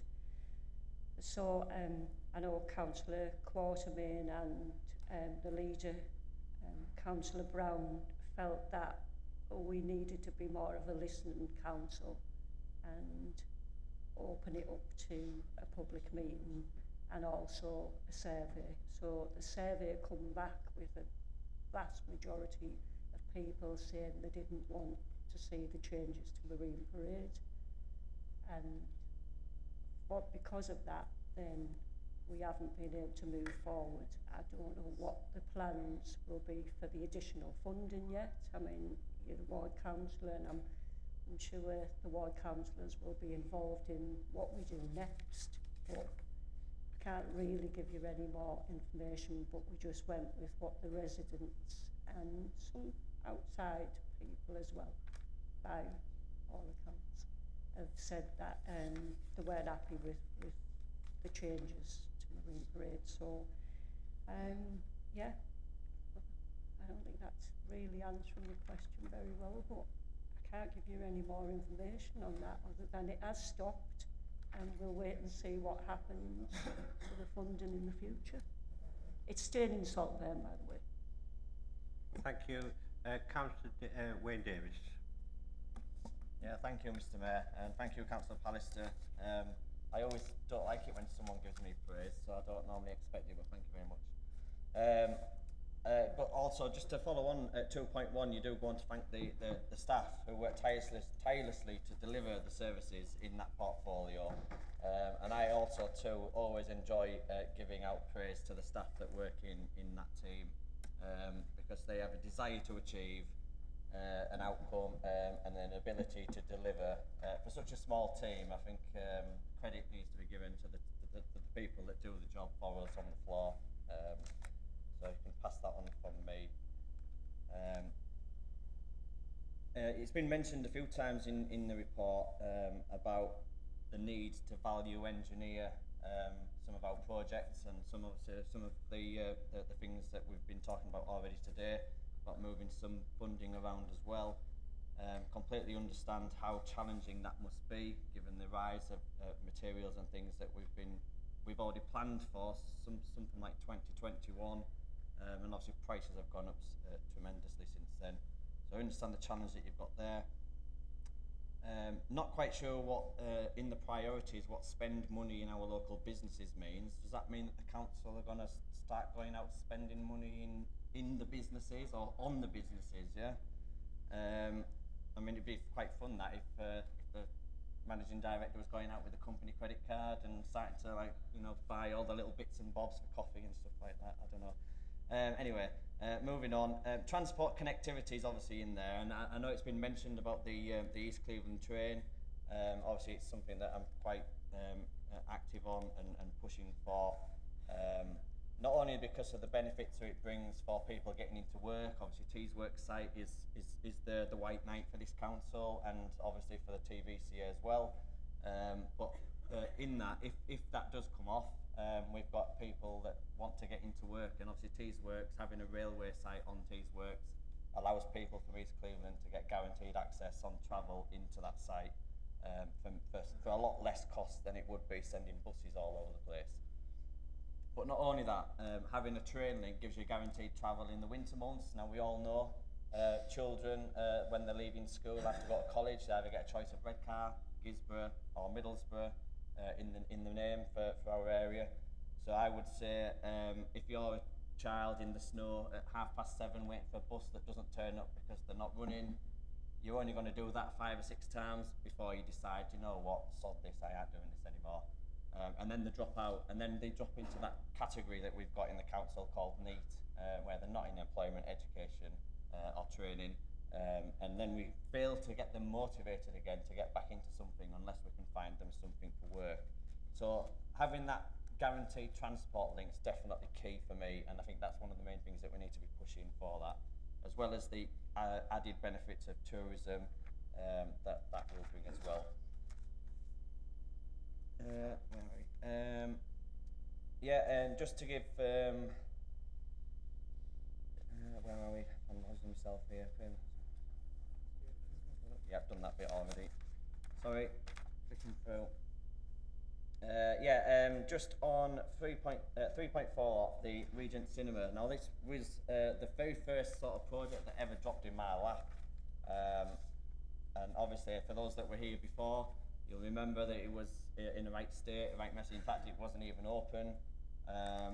So I'm absolutely thrilled as a Loftus Ward councillor to have been involved in that. That was probably one of the first projects that I was involved in, and absolutely thrilled to bits to see that the guys that are working in there doing a fantastic job, and that all the figures seem to be working in their favour as well. I mean, I've spoken to a few people that have been and say it's absolutely amazing. It's a fantastic asset that we've got now on the seafront at Redcar. So hopefully that's going to be around for many, many years to come, and still people are using cinemas and not watching things on their Amazon Fire Sticks at home, and still getting out there in future years. And then just on 3.6, the New Common Terrace Improving Seaside Properties grant. Can I ask, are any of those building owners contributing to that? And could you tell me by how much, if any? Because that's a scheme that is very mirrored to something similar that's operating in other parts of the borough, where they are being asked to put in at least something towards it. So I'd be just interested to know that. And then, not that I'm pointing it out for being technical, but there is a slight spelling error, I think, on 3.7 where it says visitors and businesses, therefore the car parking proposals will not go ahead, I believe it's meant to say. But in relation to Saltburn, I just wanted to pick that up because it was easy. I won't bother.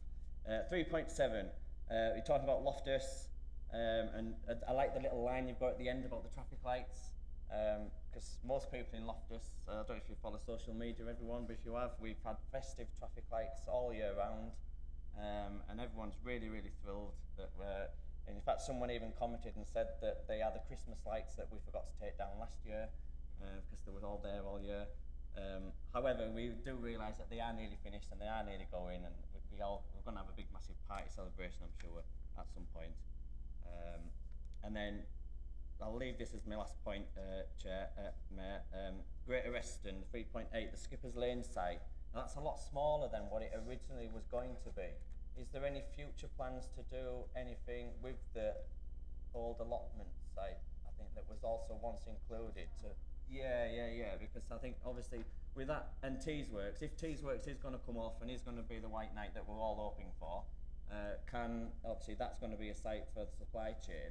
It's going to be right on the doorstep, and it'll tidy up an area that's maybe looking a bit sorry for itself as well, but also it makes that site a lot bigger, and the scope there for getting in there and getting investment in that area as well. So I would just be interested to know if there's still scope for that in the future.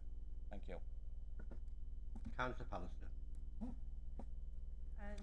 I'll start off with another well done for you, because the Regent Cinema, when I said achievements 2019 to 23, that, we sometimes, we're lucky, aren't we? We sometimes take on the things that are not too good, and we have to take it on the chin, and that was from previous administration, but, well done to that. I think it's soon to have its 100,000 visitors, so brilliant.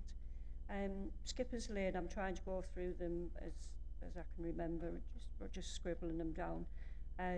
Yeah, I think, it's going to be loads more opportunities for businesses, and again, we're looking at all the supply chains, aren't we? That's going to come from the major investment. South Bank has been mentioned. I can check whether we've moved any further with that. I've not been briefed on anything, but I'm sure that's definitely an area we'll look at, because we have talked about it for a long time. Yeah, NPG, when I was at the Loftus Regeneration Group, it was a decision, wasn't it? Shall we stop, give people a break, or shall we move on? And, I think the majority said, let's just keep going, because we've put up with this long enough. So, hopefully it's sorted, won't be much longer. The Newcomen properties, I think it's all funded out the town deal. I don't think the property owners are paying anything. I might not be 100%, is that right? Yeah, they're not paying anything. It's all town deal money. Yeah, that's correct, yeah. And I think you talked again, like we've had a big conversation, haven't we, about opening up the train lines, Broughton and Loftus, and the improvements that'll make to people's lives, jobs, getting them to education, tourism. And I know from, I didn't get a chance really, and there's not many stats, but I had a few more, and one of the statistics that was in there was there was some issues around educational attainment, obviously in parts of Loftus, Broughton. So, the more we can do to get them to the training and make sure that the skills are better. So yeah, was there anything else, Councillor Davies? Because there was a few things there. I think I've got them all, but if there's anything else I've missed. Pretty much all there, but there was that one thing that I think I mentioned very quietly that you might not have heard me say, and that was about the Gisborne trains thing that's on the Gisborne Transport Hub. I was very whispering when I said it, but you might not have heard me. I didn't hear that. It was just to say, what's your thoughts on the fact that that project will come along with a massive housing project in between Gisborne and Nunthorpe, and I just want it to be clarified. My understanding is that anything that happens on that site in terms of a railway extension for Nunthorpe will come with a massive housing development, and that this scheme was presented by the Middlesbrough South and East Cleveland MP, Simon Clark. Can I just leave that one, because I haven't got any information on it. Thank you. Councillor Philip Thompson. Thank you, Mr. Mayor. Thank you, Councillor Pallister, for your report. I've got two questions. They relate to growth in tourism, which is one of the areas that the local authority prides itself in aspiring to increase. So when we had a motion last year in relation to motorhomes, we wanted to manage some of the activities of those who visit, but we also wanted to increase the capacity for welcoming them by providing more spaces for overnight stay in the borough. And that was part of our aspiration that we all agreed to. We subsequently invited the chairman of CAMPRA to come to a scrutiny meeting. And at that meeting, we reinforced our wish to be a welcoming authority. But more than that, we engaged, or sought to engage, our business development and business growth team to liaise with CAMPRA and other organizations to seek to increase the number of spaces provided within the borough for visiting motorhome owners.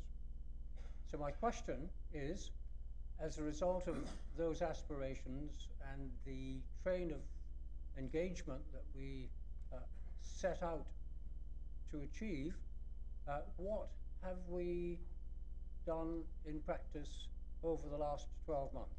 So how many businesses has our business growth team engaged with?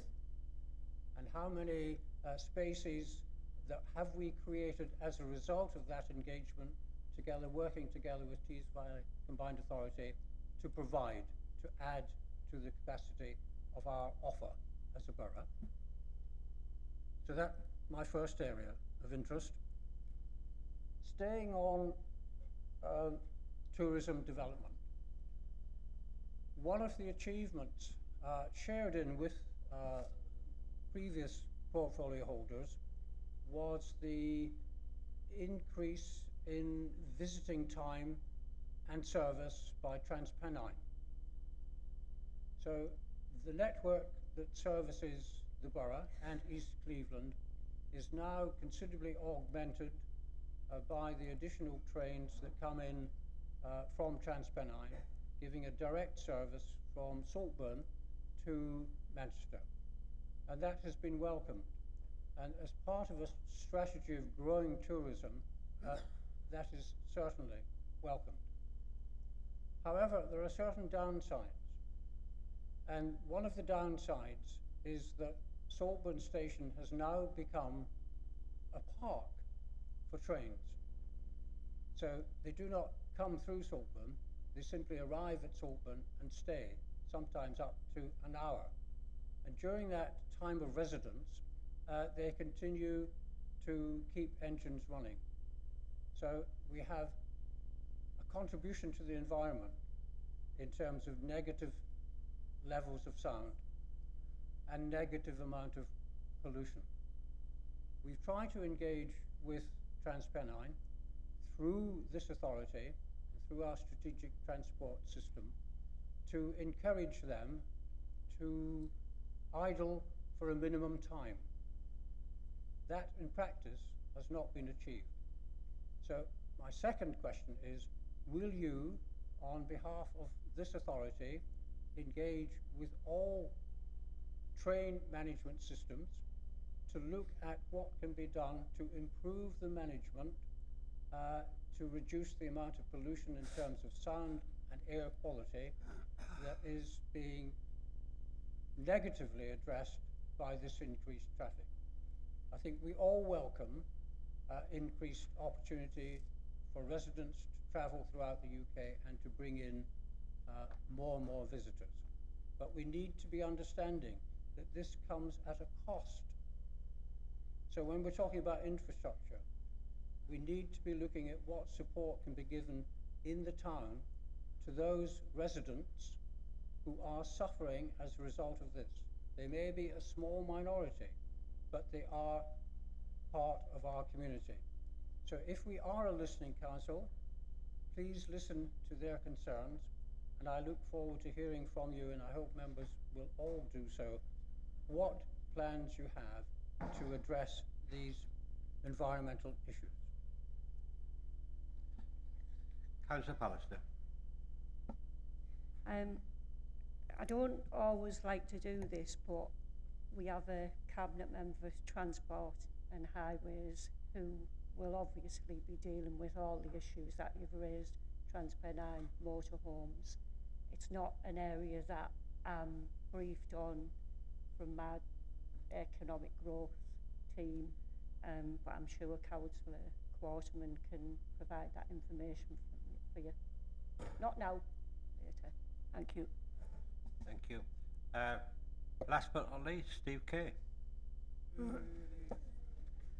Yes, the first shall be last and the last first. And to continue being biblical, I feel that your report, Councillor Pallister, is guilty of what's called the sin of omission, leaving things out. And, you know, it was quite a comprehensive report, but 1/7 of the area of Redcar and Cleveland never got a mention. And I refer, of course, to my ward. And my first question is, do you know the name of my ward? Without consulting around you. Which she's doing already.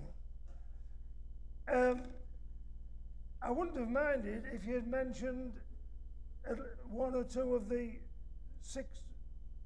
five, I'm getting it wrong now, the 5 villages I represent, namely Lingdale, Stanghow, Moorsham,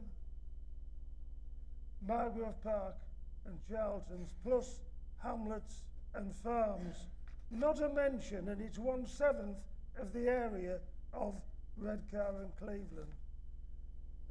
Over the years, these villages, and I've represented them for a long time, and you'll say, well, it's because you represented them. They've been declining. Of course, the decline started with the end of the ironstone mining industry, which finished in Lingdale in 1962. I haven't been quite on the council that length of time. But since then, Lingdale, which is the largest of these villages and the most deprived of these villages, it's lost about at least 20 shops. It's lost its bank, it's lost its clinic, it's lost its post office, it's lost its pub, it's lost its working men's club, it's lost its doctor's surgery. We're down to one shop basically now, a chemist's, and that's it, and a butcher's. Well, yes, that was the 31st shop. 30 have gone. So, you know, I'd like to know what this council is doing for my villages. Again, it's not just Lingdale. Charlton's has lost its shop. And people have to have poor transport nowadays to get into places. People, they're talking about in Saltburn going to Manchester just now. My constituents have a job to get into Loftus, Skelton and Gisborne because of poor bus services. And buses that don't turn up to take children to school. Because in my ward there's just one school, that's a primary school. Older children have to travel. And so I would like to ask you as my second question, the first one of course asking you the name of the ward. The second question is, what are you doing for you're obviously doing nothing at the moment, but what do you intend to do about the deprivation in the Lockwood villages, particularly in Lingdale? The leader did have on the 4th attempt, I got him to come to a site meeting in Lingdale. You know, we looked again at these unadopted streets. I was hopeful that our administration would do something about them, and then I was let down and stabbed in the back at the last minute Margrove Park was improved. It's an absolute disgrace the way things are left. We're back in the 19th century. You should come out and have a look at it. So I want to know, Councillor, I nearly forgot your name, then I'd have been Councillor Pallister. Councillor Pallister, what do you intend to do about 1/7 of the borough's area? That is the villages I represent, because this council, I think, no matter who's been in control, has let us down long term. Thank you. Councillor Pallister. Last but not least, yeah, I'd love to come and visit, and the only reason I haven't mentioned I didn't mention my own ward, is I've mentioned the areas that have got either levelling up fund or town deal.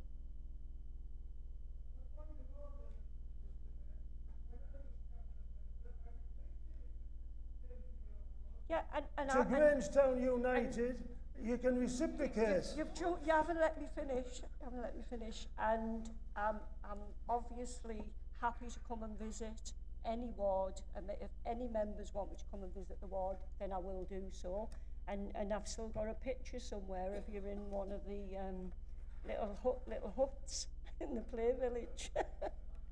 I'll show you it. Yeah, I've got one. Yeah, I don't know how he got up or back down, but he's in it. I'll send you it. I might have already done that, but you know, it is sad what you're saying, because lots of little villages have lost their lifelines in terms of shops and post offices and doctors, and what makes it more hard for East Cleveland is the transport links, which we've been talking about. Now I know that you've talked a lot about the opening up the train stations, but you know, I know Councillor Quartman is trying his hardest to try and get, you know, some more transport links or better transport links into East Cleveland and some of the other areas. But you know, it's a private company, and you know, I don't think we should have. I think we should bring buses back into public ownership, but that's my opinion. But I will visit. I can't talk about any plans we've got for all the villages, but I'm willing to come round, look and listen and talk with officers. Thank you, Mr. Mayor. Thank you, Councillor Pallister, for all those answers to those questions and your report. Can I have a show of hands to accept that report, please? Accepted.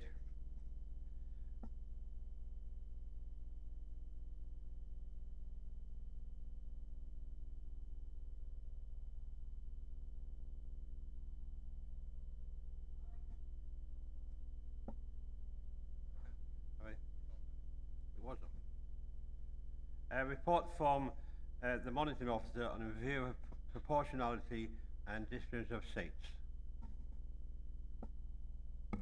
Thanks, Mr. Mayor. This is just the technical report regarding the allocation of seats. So hopefully, if there's a proposer and seconder, it can be agreed. I think you've all read that report. Can I have a proposer?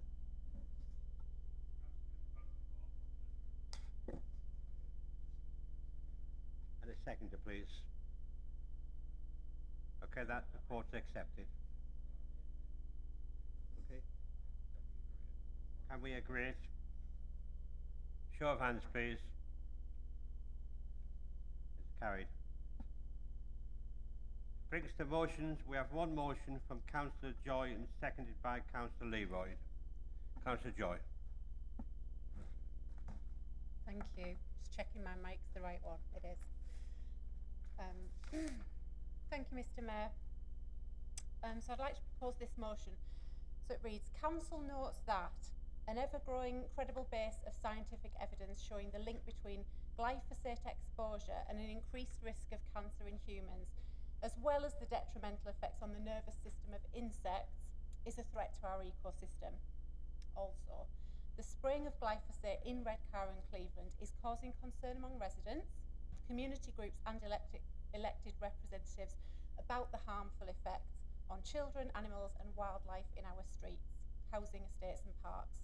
There's strong support from local groups such as Generation Climate Action Saltburn, who've gathered over 700 signatures in their petition to ban glyphosate, as well as support from local groups concerned with protecting the natural environment, such as Gisborough Eco Group and Friends of the Earth. The council staff and contracting staff who carry out this work need to be protected from harm. And the excellent work council is doing to strengthen its biodiversity strategy as one of the net zero aims. The costs associated with this expensive herbicide, when more cost-effective, creative, community-inclusive and natural solutions are available as an alternative. So in light of the public and occupational health concerns about glyphosate exposure and the need to protect habitat and biodiversity, we call council to bring forward an action plan and timetable for bringing glyphosate down to zero in the spraying of glyphosate on such land, stop the use of glyphosate by all council contractors and employed staff on public and council-owned land by December 2024, and where there are problems with invasive species such as Japanese knotweed, etc., and where there's a duty to eradicate, then glyphosate may be used until an acceptable non-chemical alternative becomes available. In the words of Joni Mitchell, give me spots on my apples, but leave me the birds and the bees, please. Please support this motion to move with other environmentally progressive councils and other countries around the world to recognise the importance of managing weeds using less harmful methods. Thank you, Mr. Mayor. Right to speak.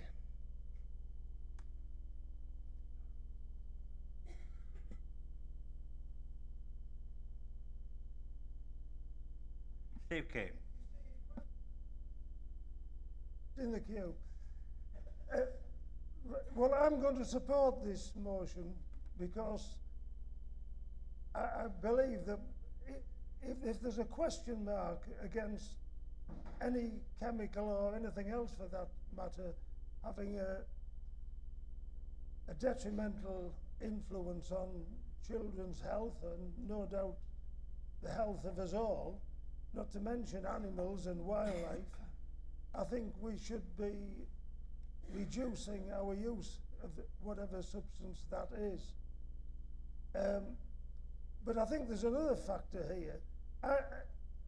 I've got a long pavement in front of my house, and at least twice a year, probably nearly 3 times a year, I have to go out there and weed it myself.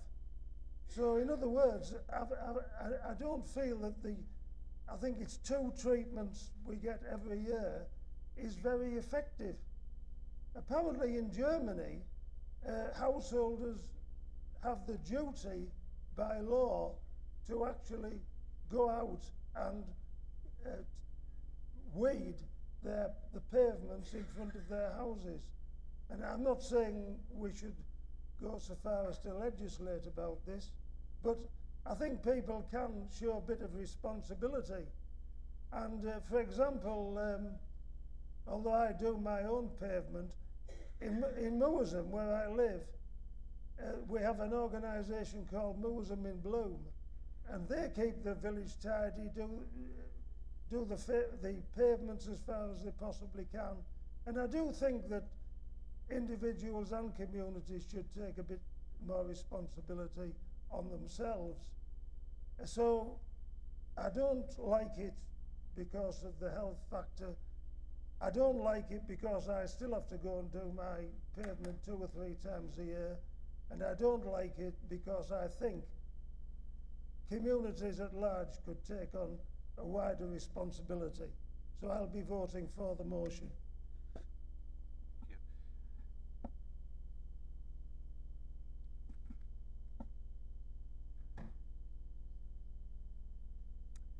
Okay, so I'll be supporting the motion based on scientific evidence.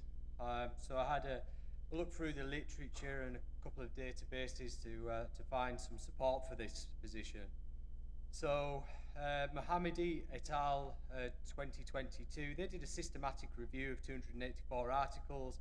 I was satisfied with the methodology as it was a pooled analysis, and it showed a reduction in the reproductive hormone capacity in rats. Now, I appreciate that this is an animal model rather than a human model, but it is a close approximation that's commonly used in medicine where there is an absence of challenge study.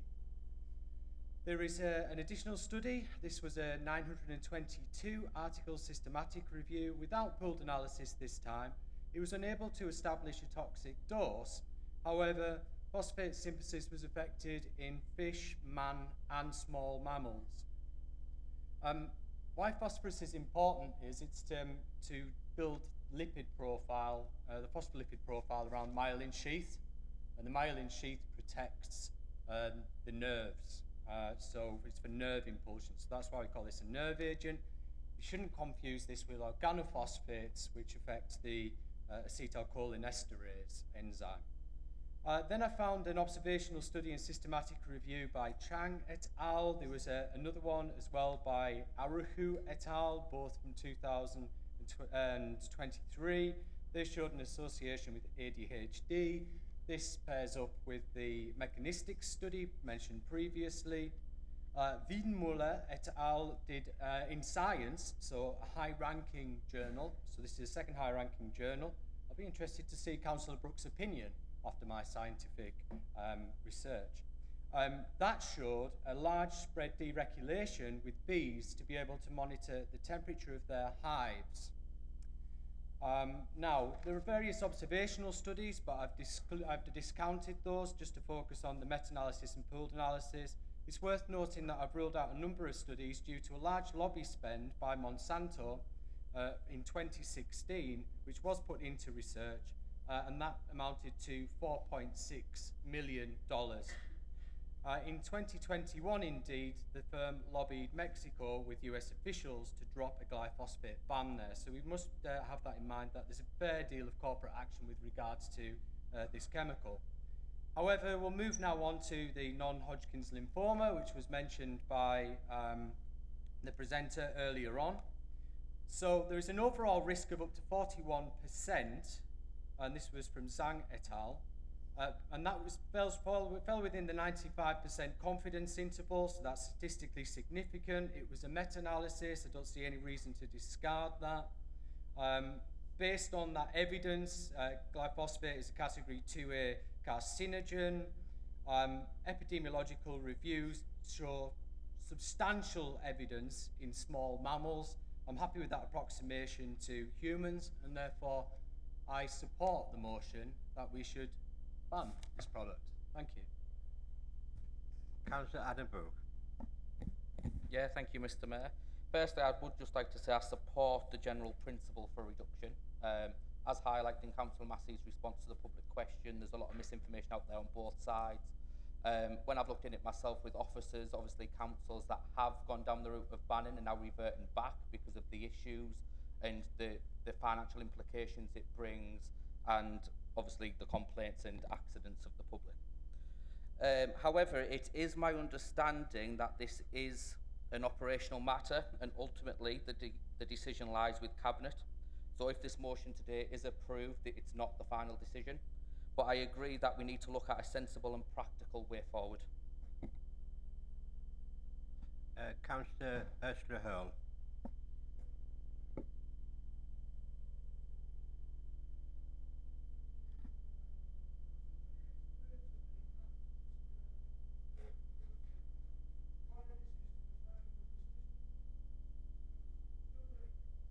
The council is a higher authority than the cabinet. Yes, Mr. Mayor. Most operational matters are executive functions, so they're matters for the cabinet to decide. In general, the council can't overrule cabinet decision on executive functions. Also, the wording of the motion itself does say we call the council to, so it's not a firm resolution in itself. And the bullet points under that do ask to bring forward an action plan, etc. So it's not worded particularly conclusively, and it is an executive function. So if it's passed, I would suggest the action would be to Cabinet to consider and bring forward a report including a potential action plan. Many decades, and it's the first time ever that I've found a case where the executive can overrule the opinion of the council. But I could understand it if they came forward with a recommendation and then we could either approve it or throw it out, but not, or decisions they can take individually. But I just think this is wrong, and I mean, I'm not a lawyer, you are, so I'm up against it perhaps. I think it would be challengeable. Yep.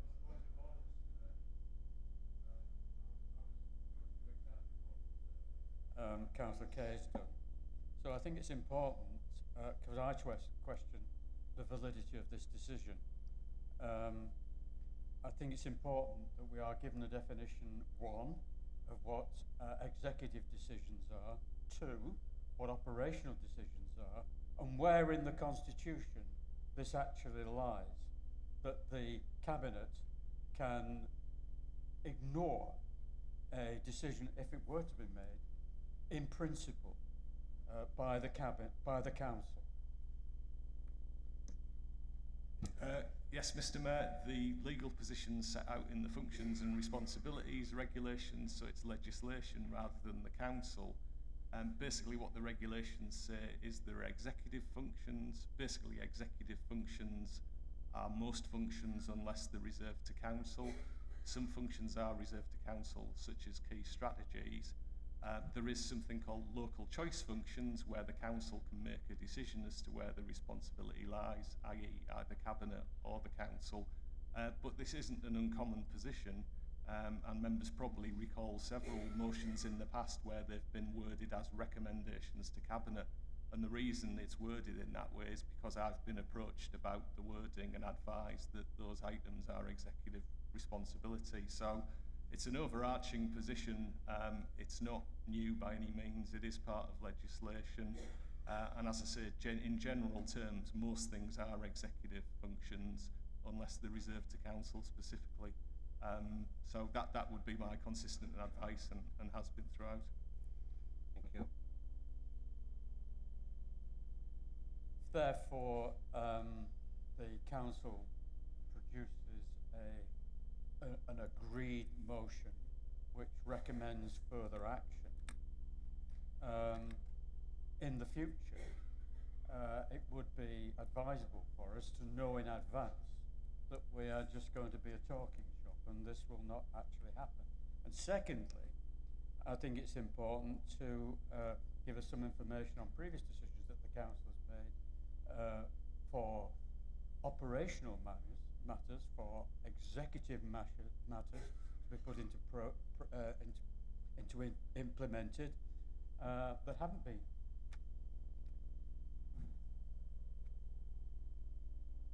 For those, we're talking that road. Ursula Hurl was the next one. Thank you, Mr. Mayor. I really think that this is quite a difficult issue.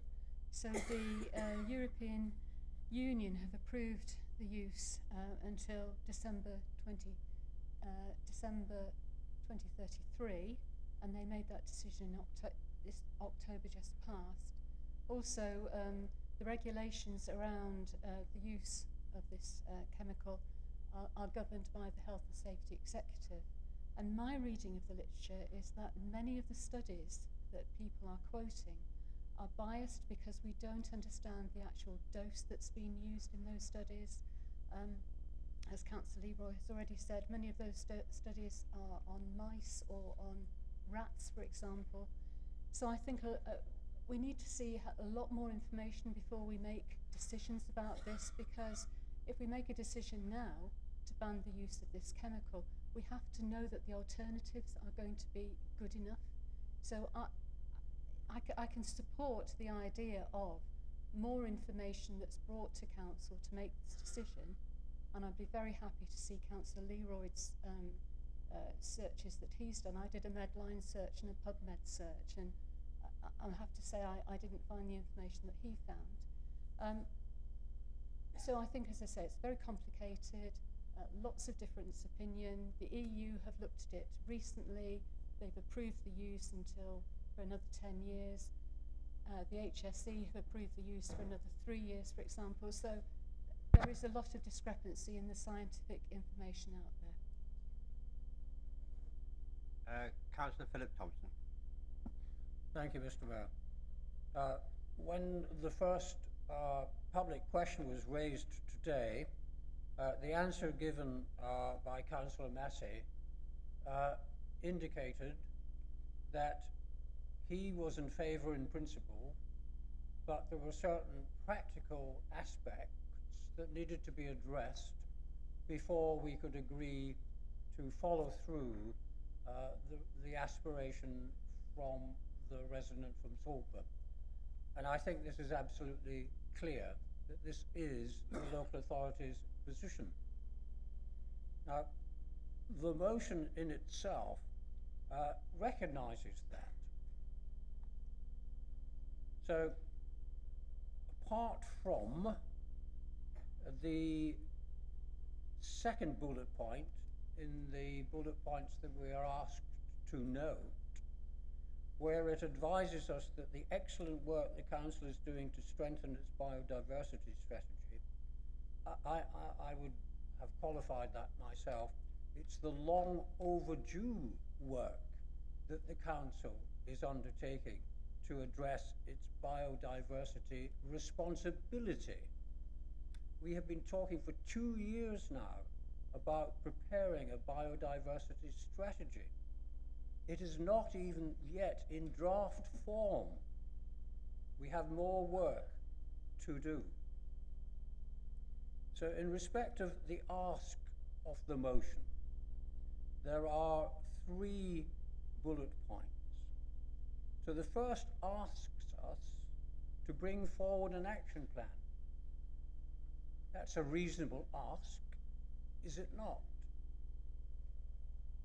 We are asked to stop using glyphosate by a predetermined date, December 2024. That's not an unreasonable target to set, is it? Now, there may be professions and authorities outside this chamber who have positions. I'm not going to attempt to qualify the rationale for their positions, but we have a decision to take as an authority. Yes, we will look at and listen to those who have advice to offer, but ultimately it is us who will be making the decision. Sorry, I have to revise that statement. It will be the Cabinet who will be making the decision. Now, the third bullet point refers to Japanese knotwood, and I have a reservation here about the continued use of chemical treatment. In the Valley Gardens at Saltburn, we have, like across the borough, a group of dedicated volunteers who look after council property. And part of that work program is identifying and removing Japanese knotwood. But that is done physically, not chemically. So there are means of addressing this invasive species. So I would ask all members who may have some reservations, and I understand Ursula's point well made, that we have a duty here to our environment. We set ourselves up as having an environmental conscience. So let us deliver against that. Let us support this motion. Thank you. I have 4 more speakers on this motion, and after Chris Massey, I won't be accepting any more. Thank you, Mr. Mayor. like what a lot of other members have already said in the House regarding the issues with this weed killer. I'm not going to pretend to say the name because I can't.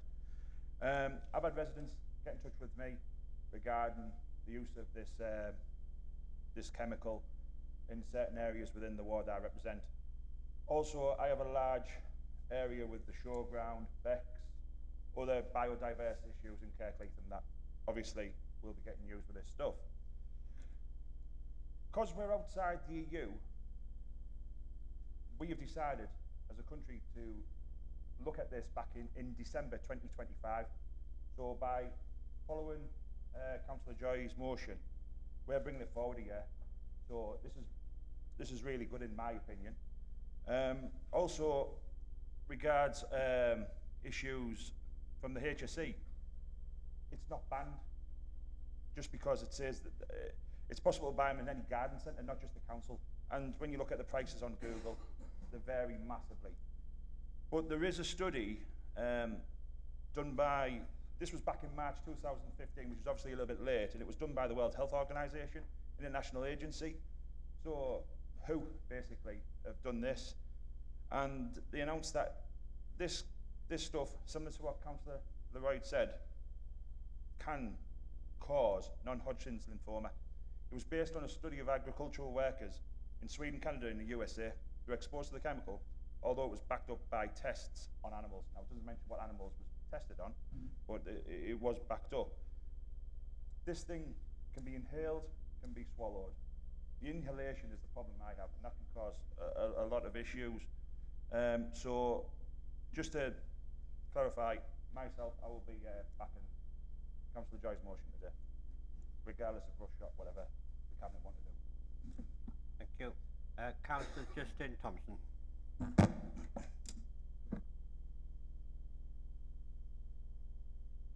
Lady who spoke on this topic earlier, I thought she presented very well, so you should be proud of yourself. You should be proud of yourself for being a conservationist as well.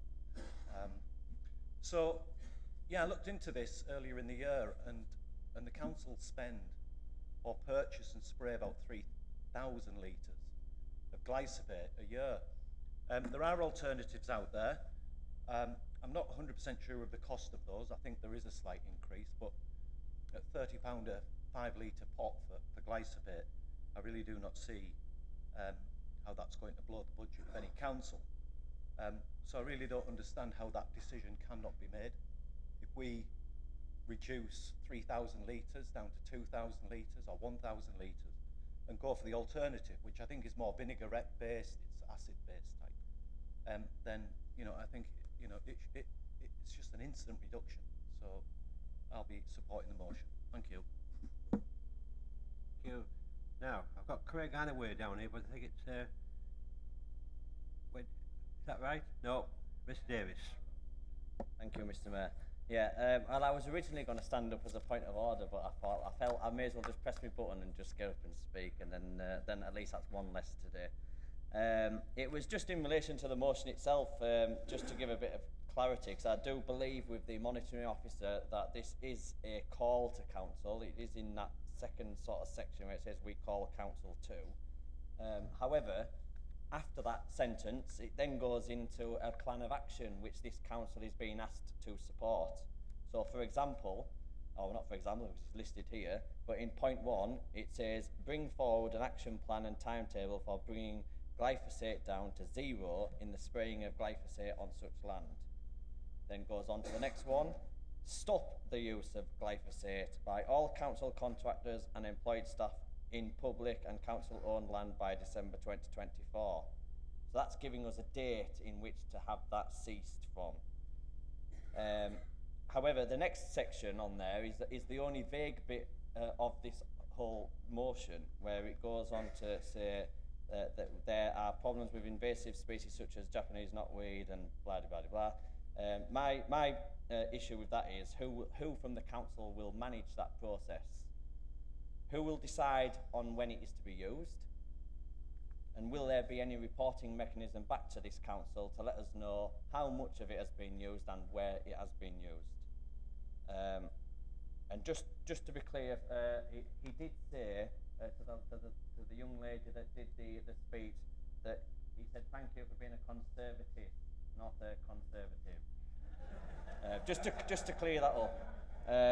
But yeah, I'm completely. I mean, I'm going to support it anyway. But just to reiterate that I've never been involved, and I agree with Councillor Kay here. I've never been involved in a motion in this chamber where we have not enacted a motion that has been passed by full council. So if this is the case, and this is no longer now a narrative that this council is going to take in terms of motions that will then be enacted on by this council, then I will make a call right now that if the administration don't take forward this call to action from council, if it is to be voted on and goes ahead, then you know it's morally only right that you take this on board. Whether or not it is an executive decision or not, full council has spoken and full council should be listened to. Thank you. Councillor Massey. Thank you, Mr. Mayor. I think, as I said earlier, this is a difficult and complex issue, but I think on this side we're happy to support the general principle of this. It's a difficult issue, I think, for a few reasons. Councillor Leroy in his study, he's 100% correct that a lot of those studies have shown that the chemical can be seen as a carcinogen. So the International Agency for Research on Cancer categorises this, as I think you said, as a Category 2A carcinogen. So what's above a Category 2A, a Category 1? What is a Category 1 carcinogen? Well, not now, but the sun. Processed meat is a Category 1. Alcohol is a Category 1. We're not seeking to ban those three things, but they are all more serious than potentially this chemical, if mishandled, shall we say. But I think in a general sense, we can support this because we know that some of the pictures mix. I mean, my opinion as an academic like Councillor Leroy, my opinion is that the academic studies are mixed because exactly as Councillor Earl said, a number of academic studies are conflating the issues of risk and hazard. So risk is where we kind of measure the application, how much we put on, and what the direct impact of that risk is. Hazard, we don't measure that. So that's a very difficult kind of distinction to make. It's not to say this chemical is not dangerous. This chemical is dangerous if used incorrectly. I think as a broader point as a council, I think the thing that we can really agree with on the motion is the idea of an action plan, and I think that's what will potentially make a lot of members feel a lot more comfortable about any decision that the council makes and later the cabinet makes. Because in essence, I think we all support the idea that we should be using as little of this stuff as possible. But as the motion itself recognises, there are areas where we still might need to. It mentions Japanese knotweed, for instance. So I think that action plan will provide us with more information, and then we can make a further decision on it. But I think we all support the general principle. This thing needs to be reduced, if not stopped. Because no matter how dangerous, what level of danger it is dangerous. So we need to try and make sure we're using as little of it as humanly possible. So I think I support the motion, as I'm sure my colleagues do. Right, thank you for all those answers. I'd like to bring it back to Councillor Joy to sum up. Thank you, Mr. Mayor. Thank you to my colleagues in the chamber and the excellent speaker. So there's a lot in there. I think I'll address it in two. So just to sum up, there's two things that we've just discussed. So one is the wording of the motion and one is the notion of the motion. So in the wording of the motion, really valuable comments, and actually as a first time motion, that's something for me to take on board, and it's really understanding how that works. I think though that actually hearing all the comments and getting the vibes, I feel like we're all going to the same aims. We're just trying to make sure that we're doing it properly, so I appreciate that. I think the notion is that the political and the practical and moral will, we seem to have a lot of alignment on. I've talked about the biodiversity strategy. So thanks to Councillor Kay, Nightingale and Thompson, who talked about, astutely the challenge on that wording and the validity of the motion. Thank you to Councillor Earl taking on board, bringing in the, where we sit with the EU stance and what they're doing, and they reclassified it in 2017 and talked about the need to limit the parks and open spaces. So it feels like we're on the right track. I think your second point about the weight-based dosing, obviously we'll probably never have any paediatric studies in children, as I would hope we wouldn't. So we'll never know, and I feel like a lot of this is some of the debate has been, is it a carcinogen, is it level 1, is it 2? we know that there is an element of caution around it, and I think that's probably what should propel us. So it's not our role to make clinical decisions, thank God. So I think, but that was taken on board as well. And thank you really to I can't remember who said it now. Sorry.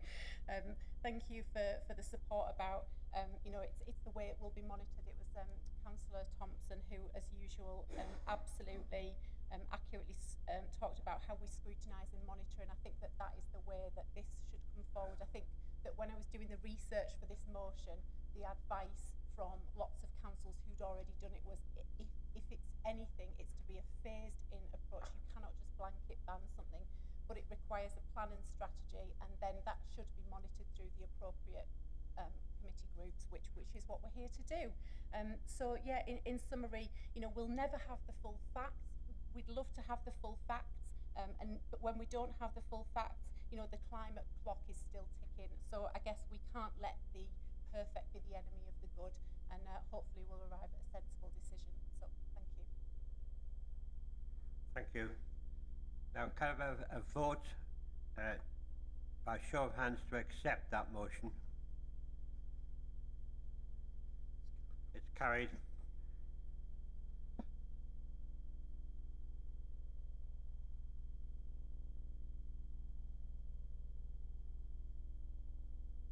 I have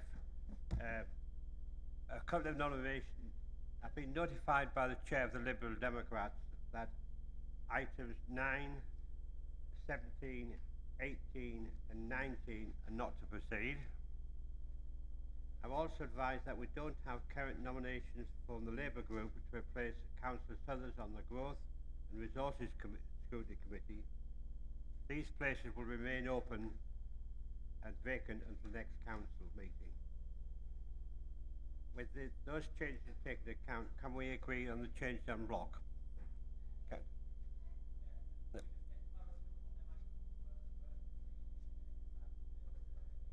Items 9, 17, 18 and 19.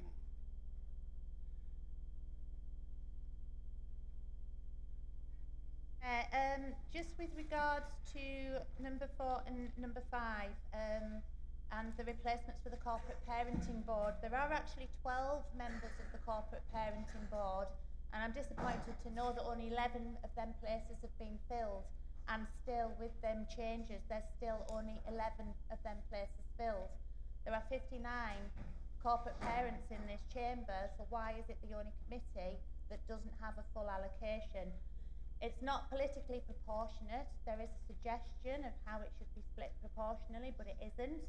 So I would like to say, if anyone is interested in joining the board, can they please express an interest in this, because we shouldn't have one of the most important committees that we hold looking after our young people with vacancies. And we also should not find out that there are vacancies on committee by default, by counting up the numbers. If when the papers are circulated, it should say there's a vacancy, and if it's proportional, what group that is, and if it's not proportional, I'd ask members to apply for them positions rather than leave them vacant. Thank you, Mr. Mayor.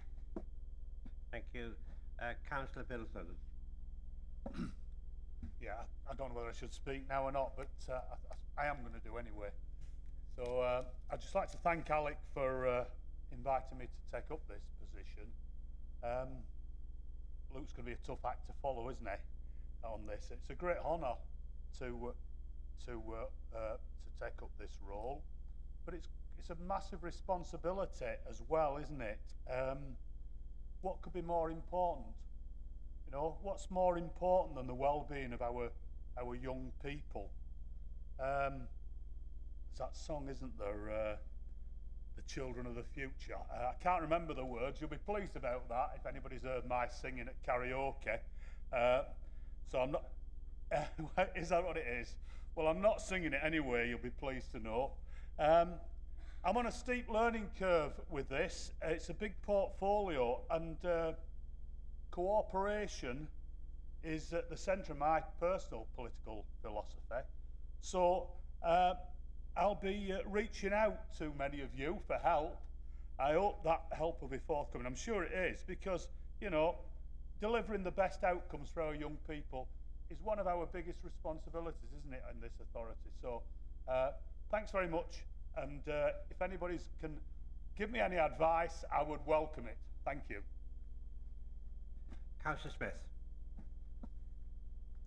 Thanks, Mr Mayor. I just want to congratulate Councillor Leroyd in keeping his position as chair of the Regulatory Committee. Well done. Thank you. Right, taking into those amendments, can we take it on block that the rest are okay? Yeah. I need a proposal that they're accepted. Can I have a proposer? Councillor Davis. A second. Can I have a show of hands, please? It's carried.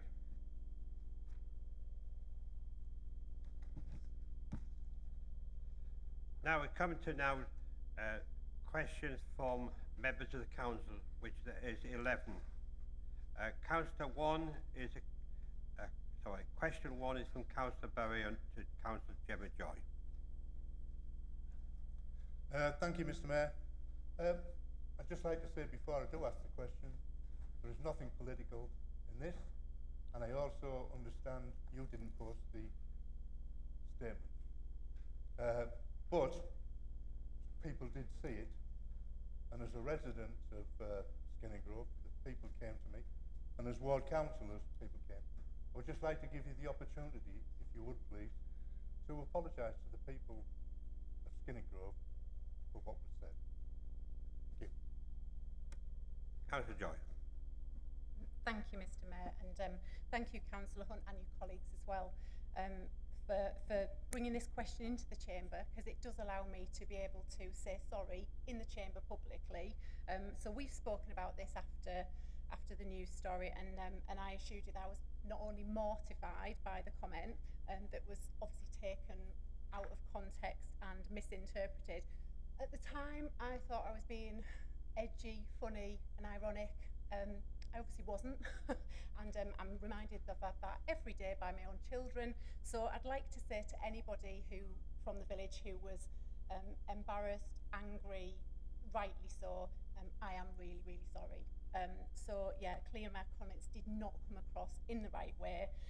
So I'm sincerely sorry. So I offered you, didn't I, the chance I would come and, face to face, speak to any residents who were really, really still annoyed, or they can email me and I'll make it an absolute priority to get back to them, because I do care about this. Probably you can hear in my voice. So I lived in the village from 1989 to 1999, because my parents had a pub and it was full of music and good food and good stuff. So I am absolutely mortified, and I still go. Well, I'd like to think I can still go to Skinning Grove and have a cup of tea in my camper van on the beach, because it's beautiful. And I know that the people of Skinning Grove like honesty. So I just wanted to publicly say I'm really, really sorry. That's it. Thank you for letting me do that. So, do you have a supplementary question?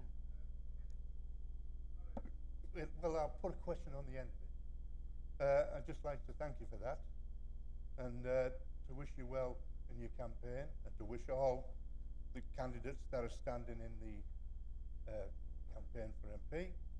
And the question at the end is, if you were lucky enough, and I'll say this to all of the candidates, if you were lucky enough to get in, will you please not forget Skinner Grove and East Cleveland? Thank you. The second question is from Councillor Barry Hunter. I've let you respond. Yeah, thank you, Mr Mayor. Yes, the answer to that is, if I was lucky enough, and obviously I would hope to be, I would never forget Skinning Grove, because obviously I had some great times there. It formed my teenage years, for good or bad. Thank you. Thank you, Councillor. Second question is from Councillor Barry Hunt to Councillor Carl Quartermain. Thank you, Mr Mayor.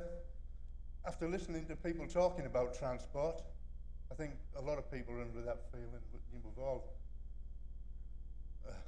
discussed it really about the transport. So my question obviously is, about 3 months ago maybe, we asked a question and you said you would help us. I'd just like to get an answer for where you've got with this to help the people of Skinningrove who can't get to doctors, chemists, the dentists. An old lady can't, all she had was to be able to go to church on a Sunday. I know she's only one, but there's other people. There's a man, we don't have a bus at all on a Sunday. There's a man who works at the B&M, he couldn't get to work. But the final little slap in the face for that was, I was in Asda, and a young girl came with 3 kids and said to me, my children are broken-hearted, and one of them was, he was crying, because they couldn't go and see Santa, switch the lights on at Loftus, because they can't get from Skinningrove to the top end of Loftus in a bus. I put at the end of the question, we've had no help from anybody, which at this moment we feel that, because there is no solution at the end. And this isn't just from yourselves at the council, the MP's office, Tees Valley. You know, this day and age, it's disgusting that people can't get out of a village. And it's not just that people can't get out, people can't get in. You know, we have a mining museum, which we, Land of Iron now, that's Tom Leonard's to me, it always will be. We have Cascades, we have Magpie Wood, we have, you know, we have a beautiful beach. Can you bring it to your end, Councillor, because your time's up on that? I certainly will. I'll sit down. Thank you, Mr. Mayor. I'll let... Who is answering that question? Oh, sorry. Thank you, Mr. Mayor, and thank you, Councillor, for your question. As you know, the TVCA since devolution are accountable for the bus services. But in terms of your question, I've worked with the Tees Valley Combined Authority to make sure that they understood the need for an additional scheduled bus service, numbers 1 and 2, connecting East Cleveland to Saltburn Railway Station. This included a direct connection between Skinningrove and Loftus Marketplace. Unfortunately, the requirements of national legislation meant that the TVCA were unable to provide the bus service further eastward than the A174 B1366 junction in Loftus, which is a 10-minute walk from the marketplace.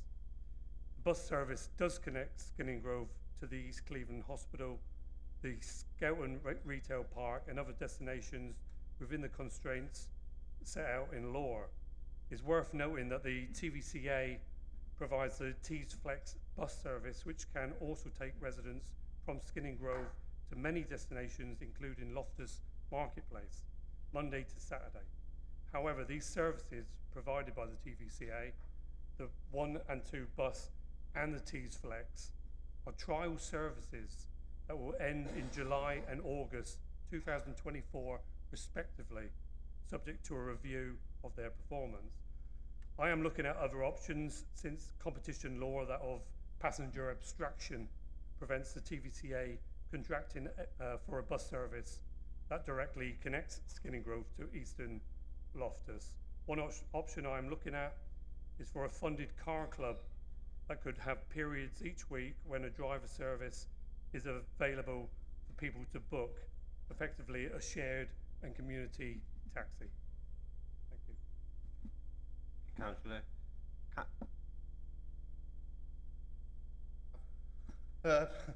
Yeah. I can't believe it that the car club and the Tees Flex, it does not work in there. The point is, as you say, in 6 months or 5 months, we've gone 6 months, people have been suffering for that long. In 6 months, it's going to be knocked on the head because nobody wants it, never was wanted. We fought, the Broughton Ward Council has fought to get that, and it was never meant to be a substitute for a Reaver.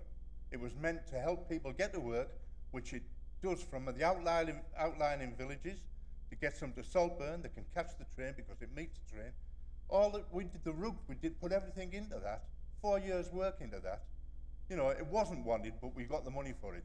And it certainly doesn't help talking about cars driving. And you know, I mean, we want to get on a bus and go to the doctors on time, not get a car sharing for that night or whatever it is. You want to be able to, we deserve a bus service, same as everybody else. Councillor Hunt, your time's up again. Oh, and thank you very much, Chair. God bless you. Thank you. Councillor Quaterman. Thank you, Mr. Mayor. And as stated, since devolution, the Tees Valley Combined Authority are the transport authority for the area, not Redcar and Cleveland. They are responsible for providing supported bus services where the commercially operated bus network does not meet residents' needs. In this case, Arriva, not directly connecting Skinning Grove Village to Loftus Marketplace. Whilst it is not ideal for a short journey, residents of Skinning Grove are able to change buses along the A174 to complete the journey from the village to Loftus Square by bus. I share your disappointment and frustration. I would like to see the TVCA do what other mayoral authorities have done and are doing, and that is run the bus services in-house and have full accountability. This is something that I've asked the TVCA Transport Committee to look into in terms of feasibility, and I'll carry on chasing that up. While we're on bus services, I have to say I am disappointed at the amount of complaints I have received directly and indirectly regarding Arriva's service. These include services that are late, that leave early, and services that haven't shown up at all. As such, I have summoned the CEO to the next TVCA Transport Committee to provide an explanation and to provide assurances to improve the standard of their service, customer satisfaction, and their complaint process.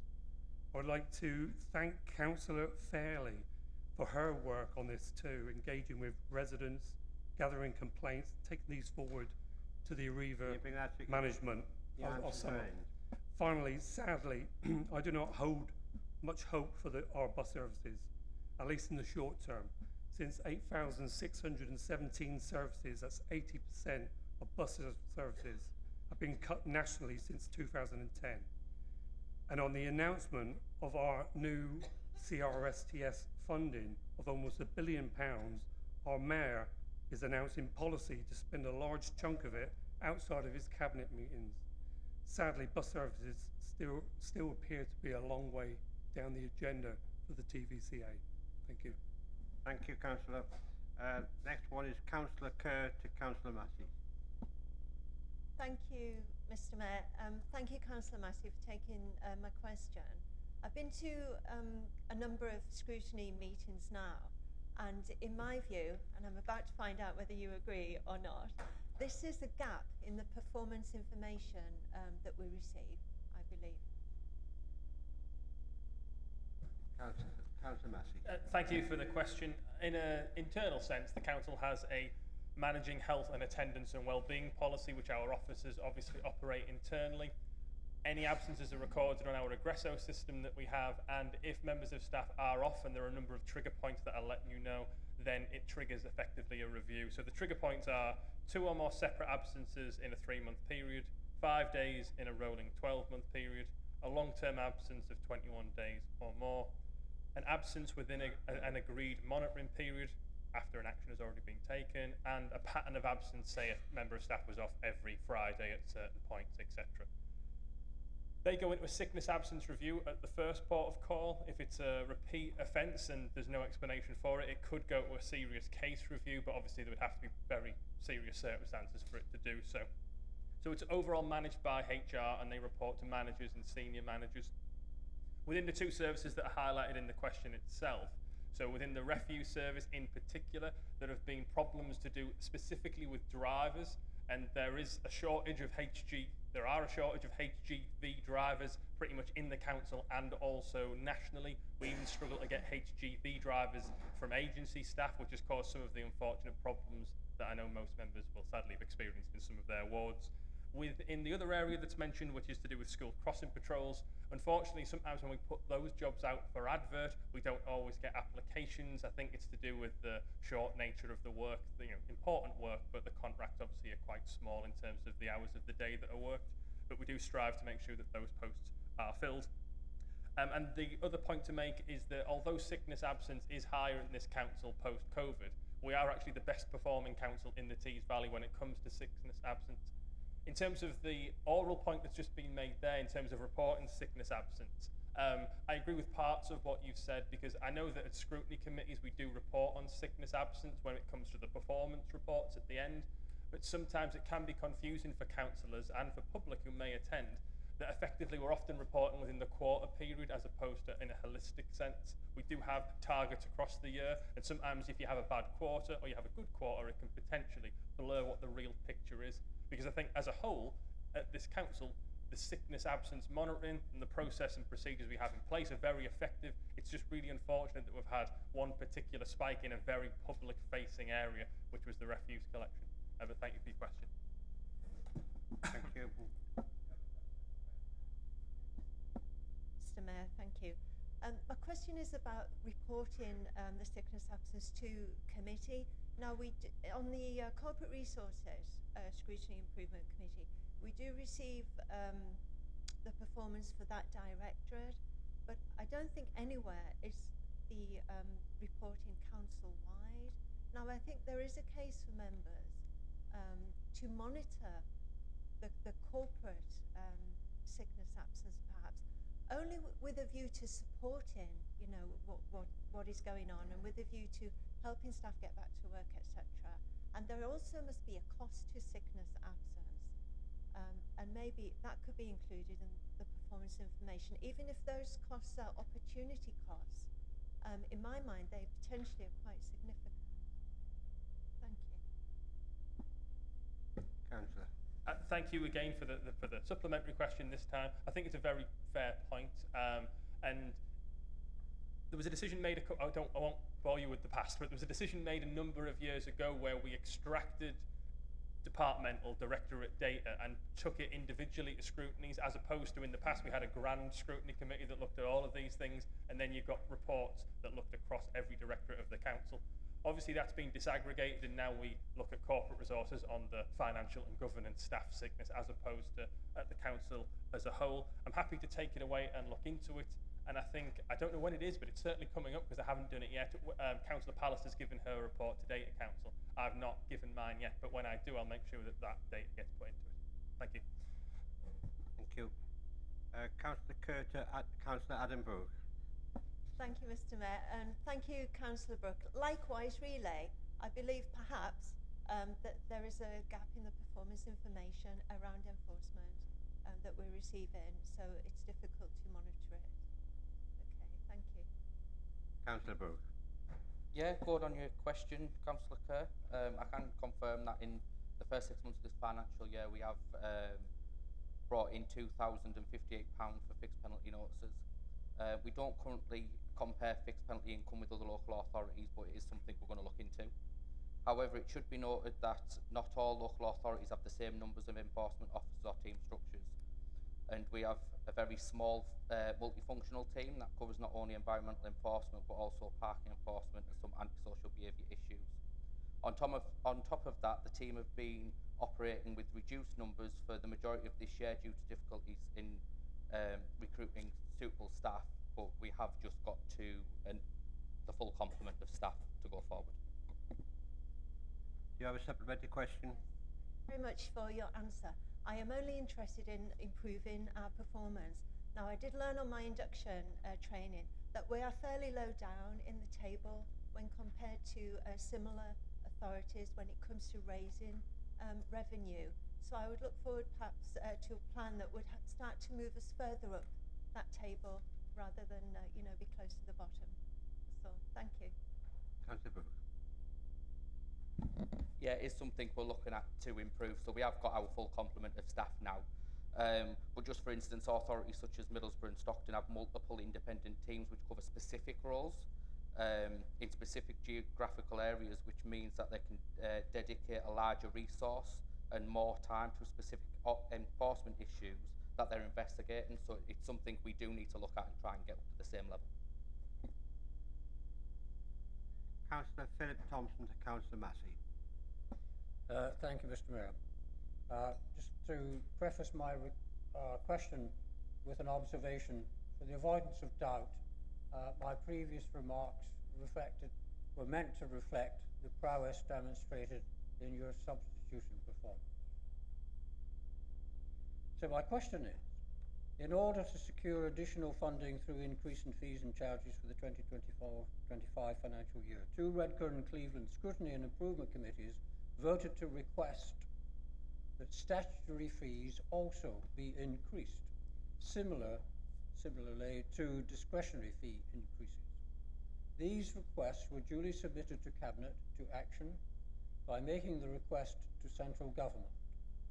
What response has been received from government to the council's request? Thank you, Councillor Thompson. I'm grateful for A, the clarification, and B, the question. So regarding the question, thank you to Scrutiny and yourself and the Scrutiny Chair for raising this during the scrutiny cycle of the fees and charges report that went through in the last Cabinet set.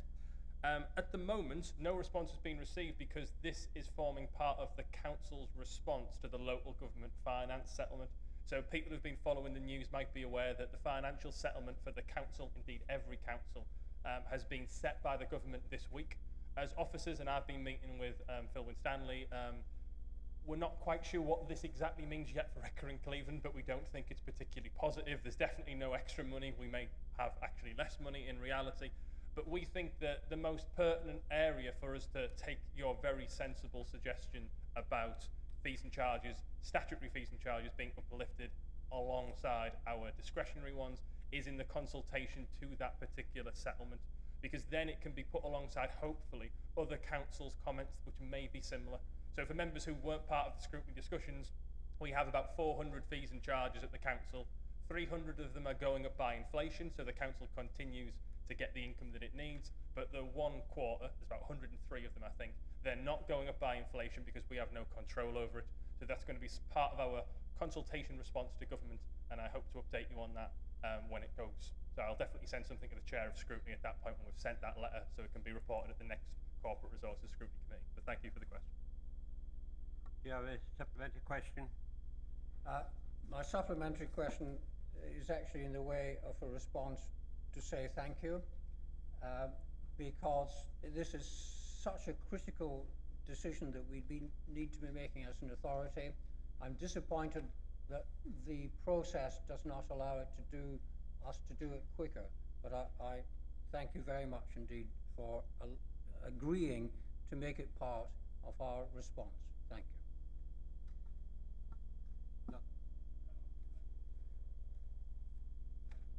Councillor Philip Thompson to Councillor Ursula Hurl. Thank you, Mr. Mayor. So my question is as follows. Over 200,000 people in this country live with a stoma. This common condition is not always understood, and members of the public are not always well served in the provision of support that they require in a post-surgical life. Will Redcar and Cleveland Council endeavour to become a stoma-friendly organisation as soon as possible? This will require support for local research that I understand is currently being undertaken, and the allocation of appropriate financial support to allow this status to be achieved. Having demonstrated its commitment and achieved stoma-friendly recognition, will Redcar and Cleveland show leadership in the borough by encouraging all organisations and businesses, large and small, to follow its example?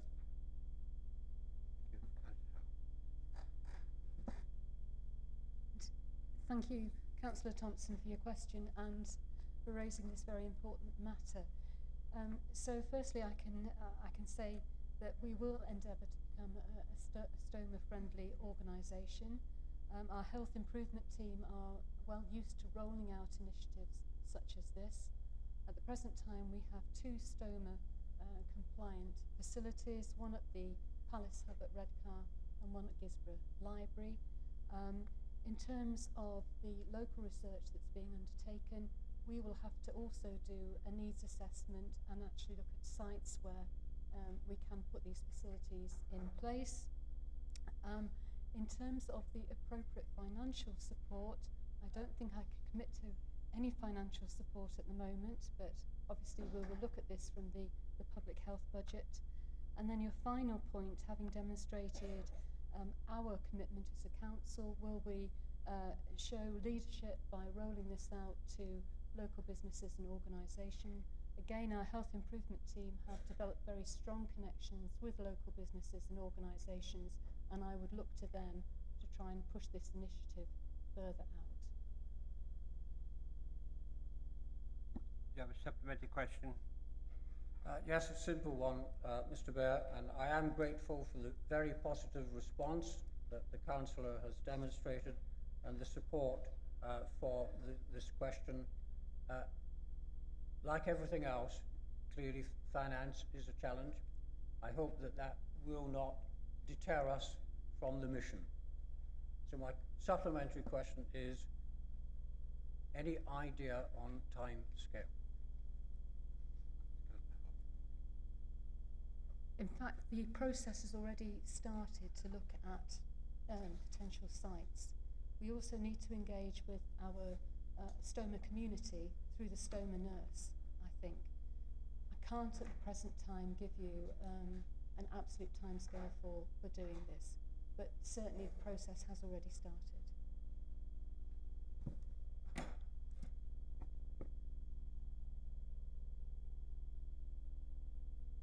Next question is Councillor Craig Annaway to Councillor Bill Suthers.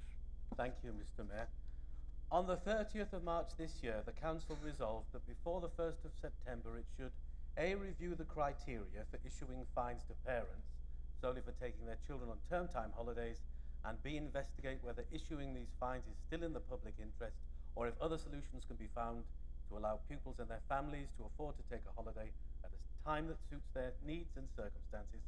Please give the Council the results of this review and investigation. Councillor Bill Suthers. Right. Well, the review is still ongoing.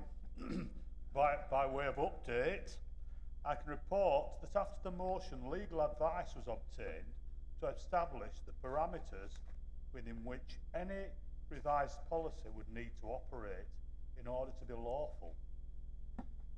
The advice given was that in view of the legal position and the Council's obligations, it may be better to look at practical options. For example, working with schools to adjust term times. However, the position is difficult given that most schools are now operated by a number of different academies, and after discussion, we've been unable to make any progress on this. It did take some time to reach this point. Whilst I appreciate the deadline has passed, this is a contentious issue, and it's better that we take time to get any proposed changes right. You know, I've just recently taken on the role of Cabinet Member for Children, and there's a meeting scheduled in the new year to discuss how we now take this review forward. I will certainly report back once we've got a firm position. Can I stop you a minute, please? Before I ask you for a supplementary question, we're supposed to finish at 5 o'clock. Can I get agreement for 30-minute extension so we can finish the questions before the new year? Have a show of hands, please. Councillor Hannaway. I've just got to put my apologies in. I do have to leave at 5 o'clock, and I'm aware that there's a question from Councillor Leroyd at the end. Would Councillor Leroyd like it in writing, or do you want to move it to the next council meeting? Yeah. Supplementary first.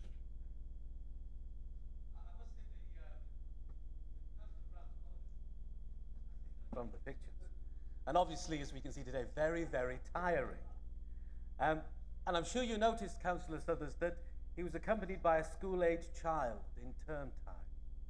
Now, no doubt he cleared the trip with the relevant head teacher, I'm sure.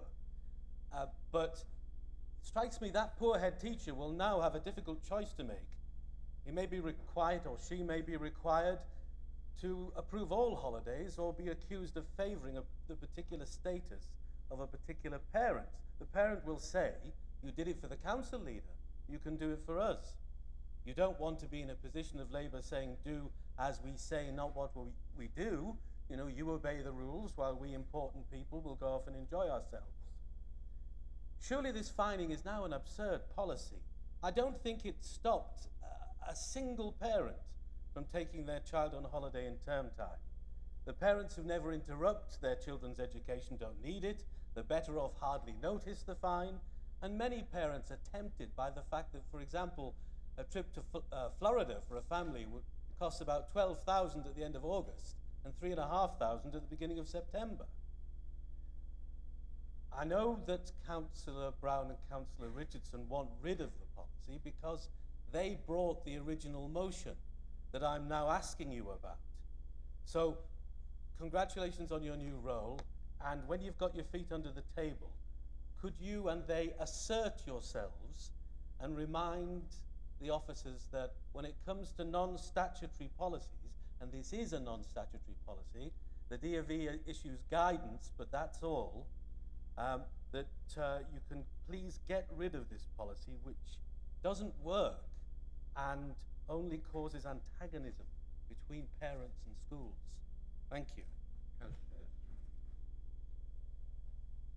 Yeah, it needs sorting out, doesn't it? There's no doubt about that, and hopefully we'll sort it out in January, and I'll get back to you then about it. You know, it's a tough balance, isn't it? You know, we want to do the best for our children, and you know, that means getting an education. It also means getting a family holiday, doesn't it, and spending time with the family. You know, all these are quite difficult things to balance, and we need to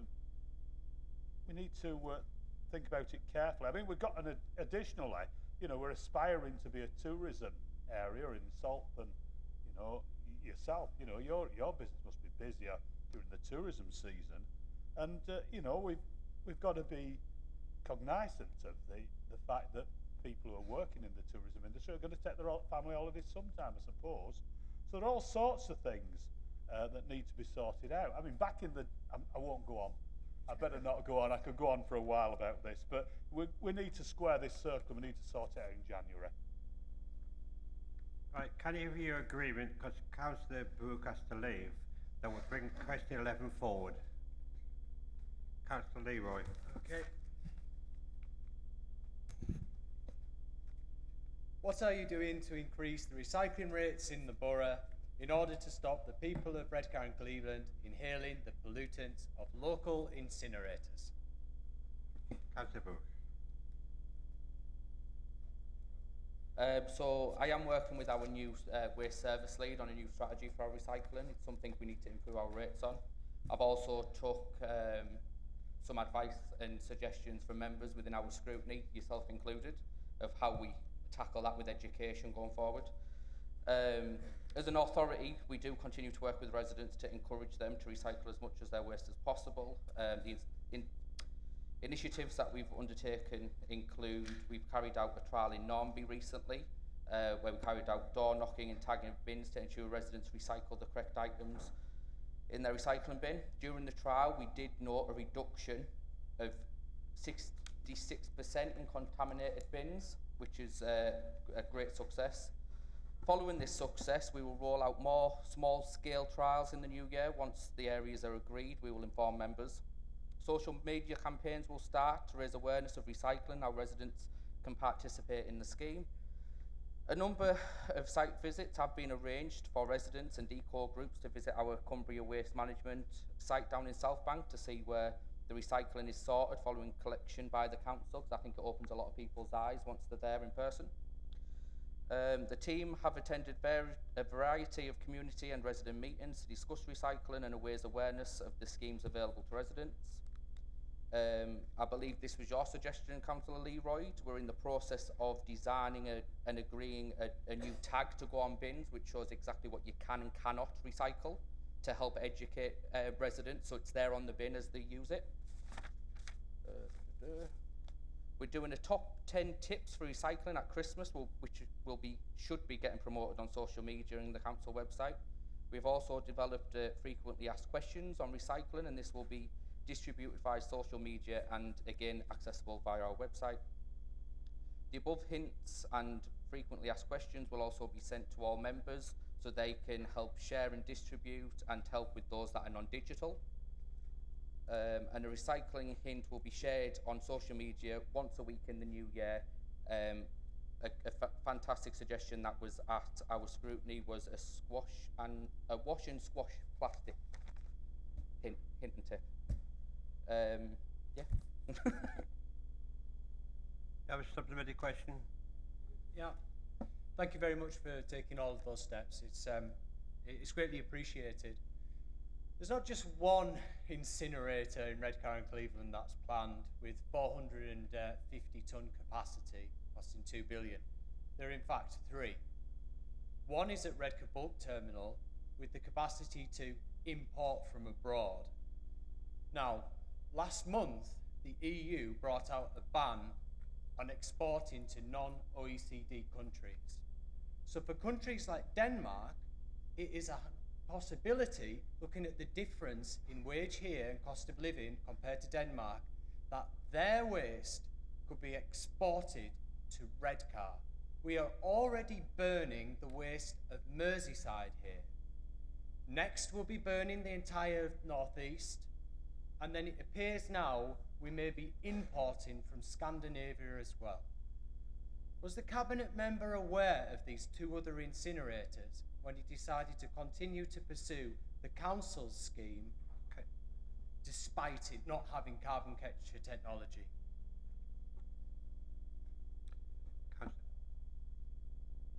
Short answer is no. And the Tees Valley ERF doesn't sit under my portfolio, so I don't have a lot of briefings on it. However, going forward in the new year, we'll look into this, and I'm happy to meet and listen to your concerns. Thank you. Right, question 8 is from Councillor Leroy again to Councillor Pallister.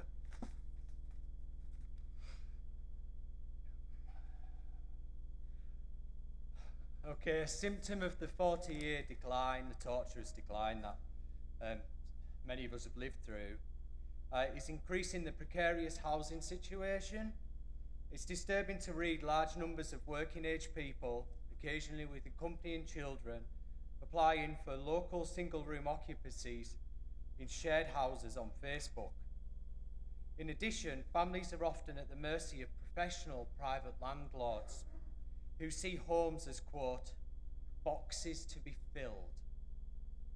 With widespread hardship and increasing rents, some families and single people on low exploitative wages and with precarious employment contracts are living in increasingly desperate conditions in this borough.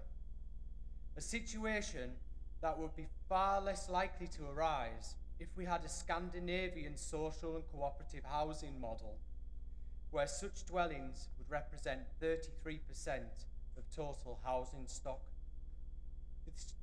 Newcastle, a Labour-run council, built 160 council houses in 2021.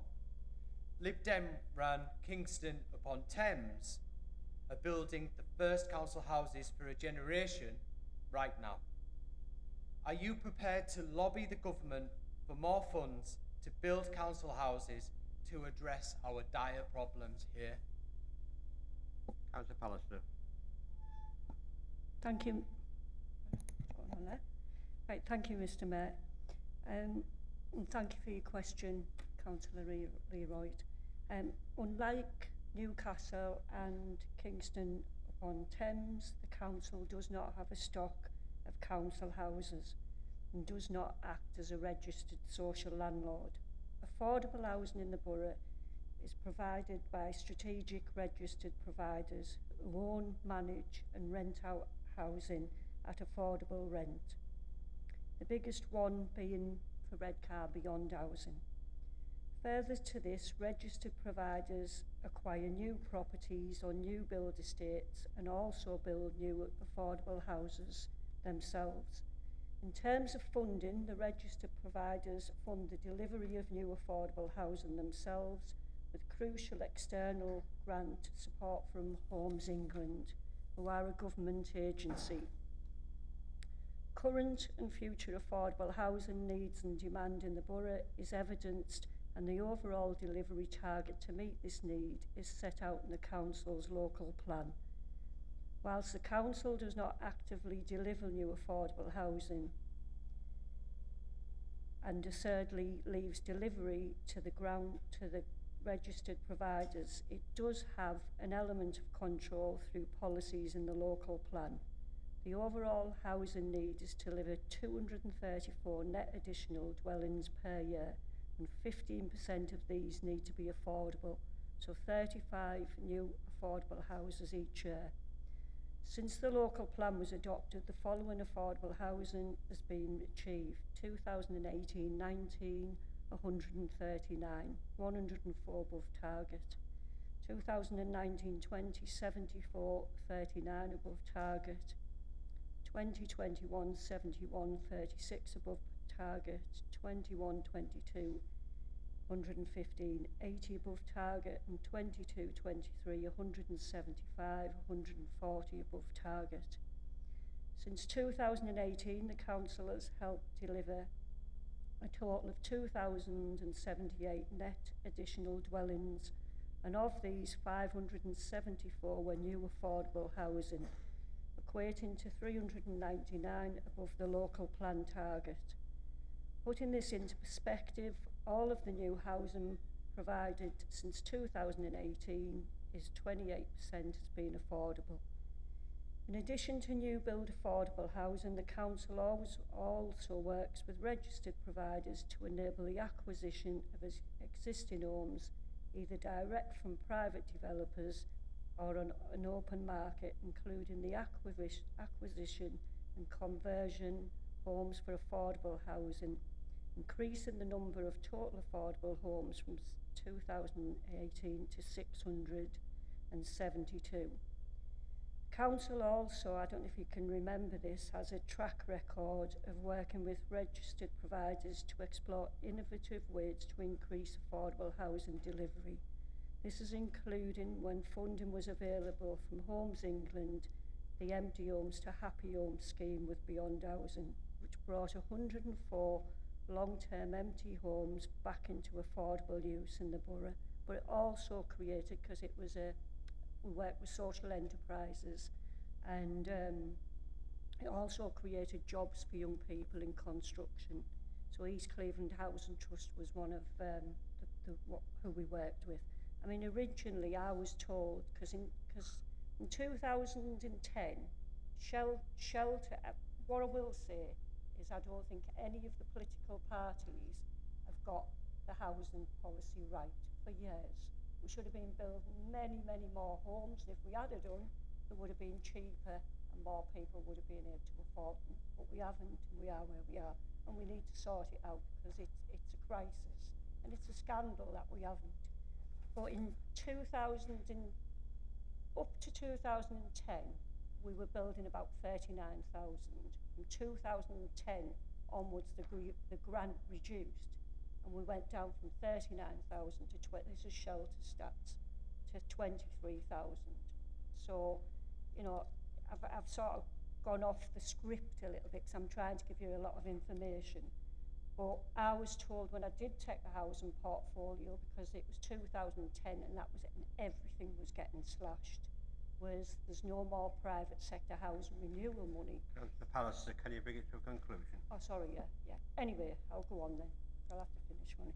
But we found money through what was called the Temporary Social Housing Grant, which was then called the Empty Homes to Happy Homes. So there is a way around sometimes of doing things different. So in addition to the council, this is some work we're also doing and what you might be interested in. We've provided funding to South Bank Community Land Trust, who have worked with 13 to purchase and refurbish 5 long-term empty homes in the older housing area and make them available as affordable housing. Council will continue to explore opportunities to support the community-led housing sector.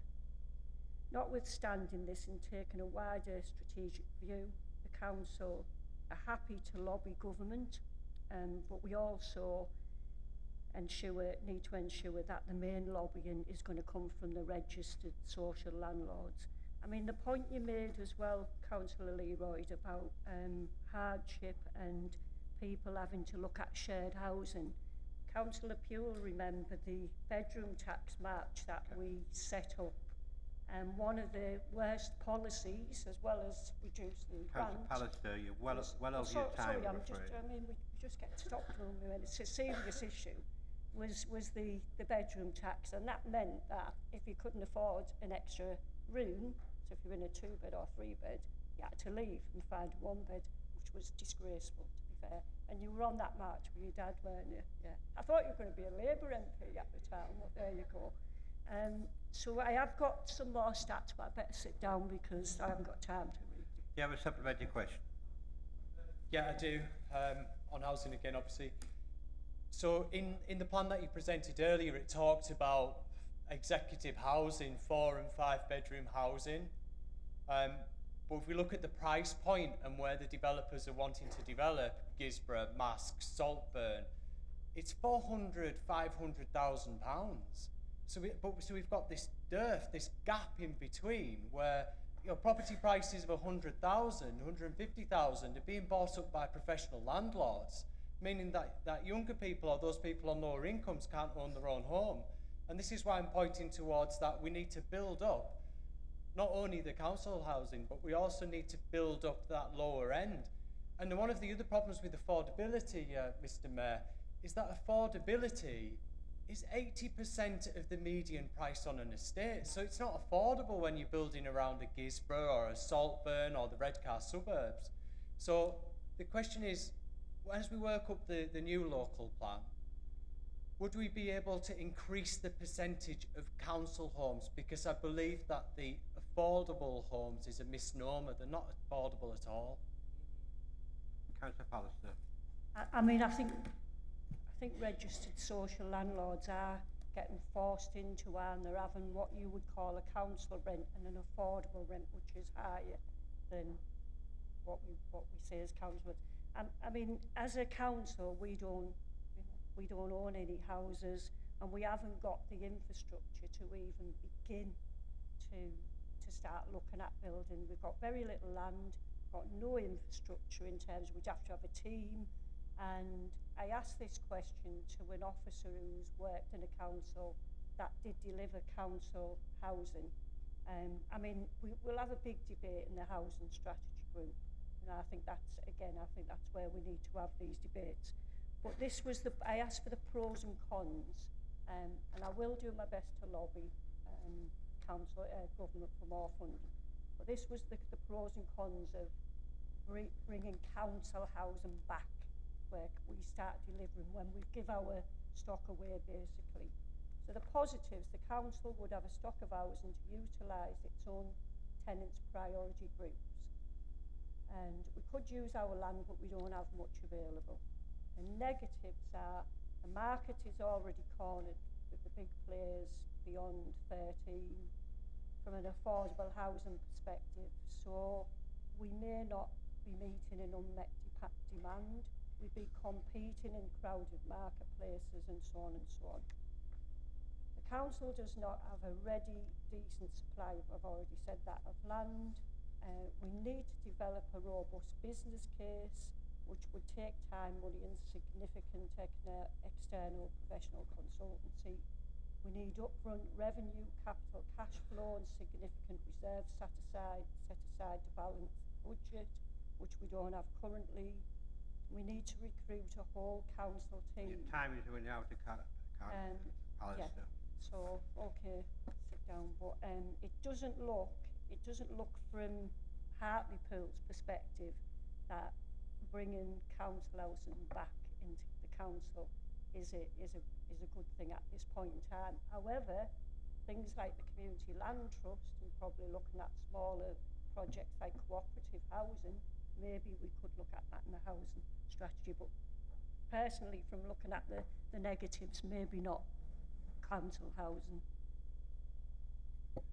Councillor Kendra Evans to Councillor Lynn Pallister again.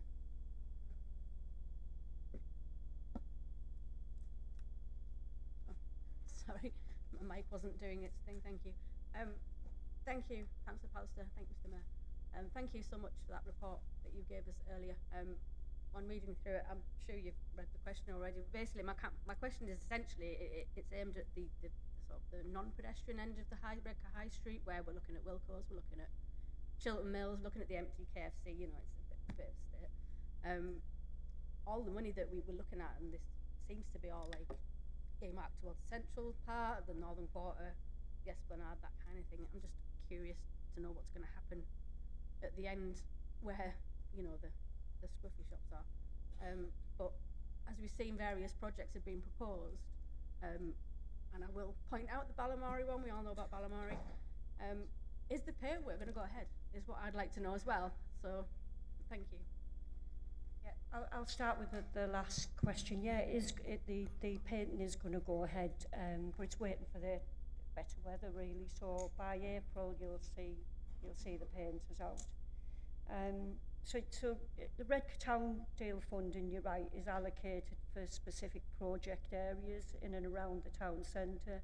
The portfolio of projects was developed by the Town Deal Board in 2021, and delivery has commenced thereafter. In terms of current project delivery, I can confirm, I've already said that about the painting. Sometimes when we get these, we read off, don't we? So, yeah, I've answered that question. So, unfortunately, the current project delivery areas do not include the further end of the High Street. It's a valid question I did ask.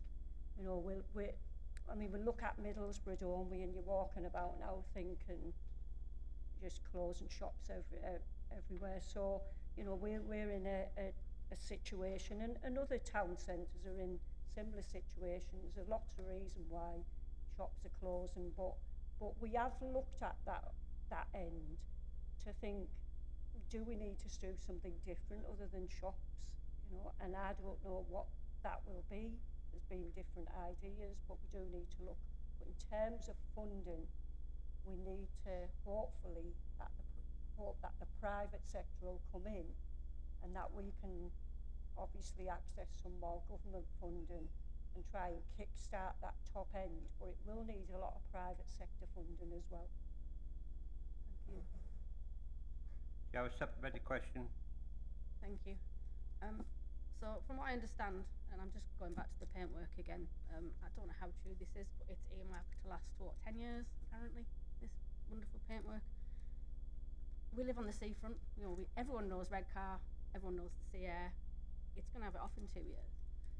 It's going to be crumbling, it's going to be falling off. Like, what's the guarantee it's going to be lasting? And also, more so really, what is the guarantee, or what is the plan for the maintenance and the upkeep of this wonderful Balamori style paintwork going forwards? I mean, if you want this to be a great show and like a shop window and the rest of it, how are we going to guarantee that it's going to look like that for the next 10, 15, 20 years?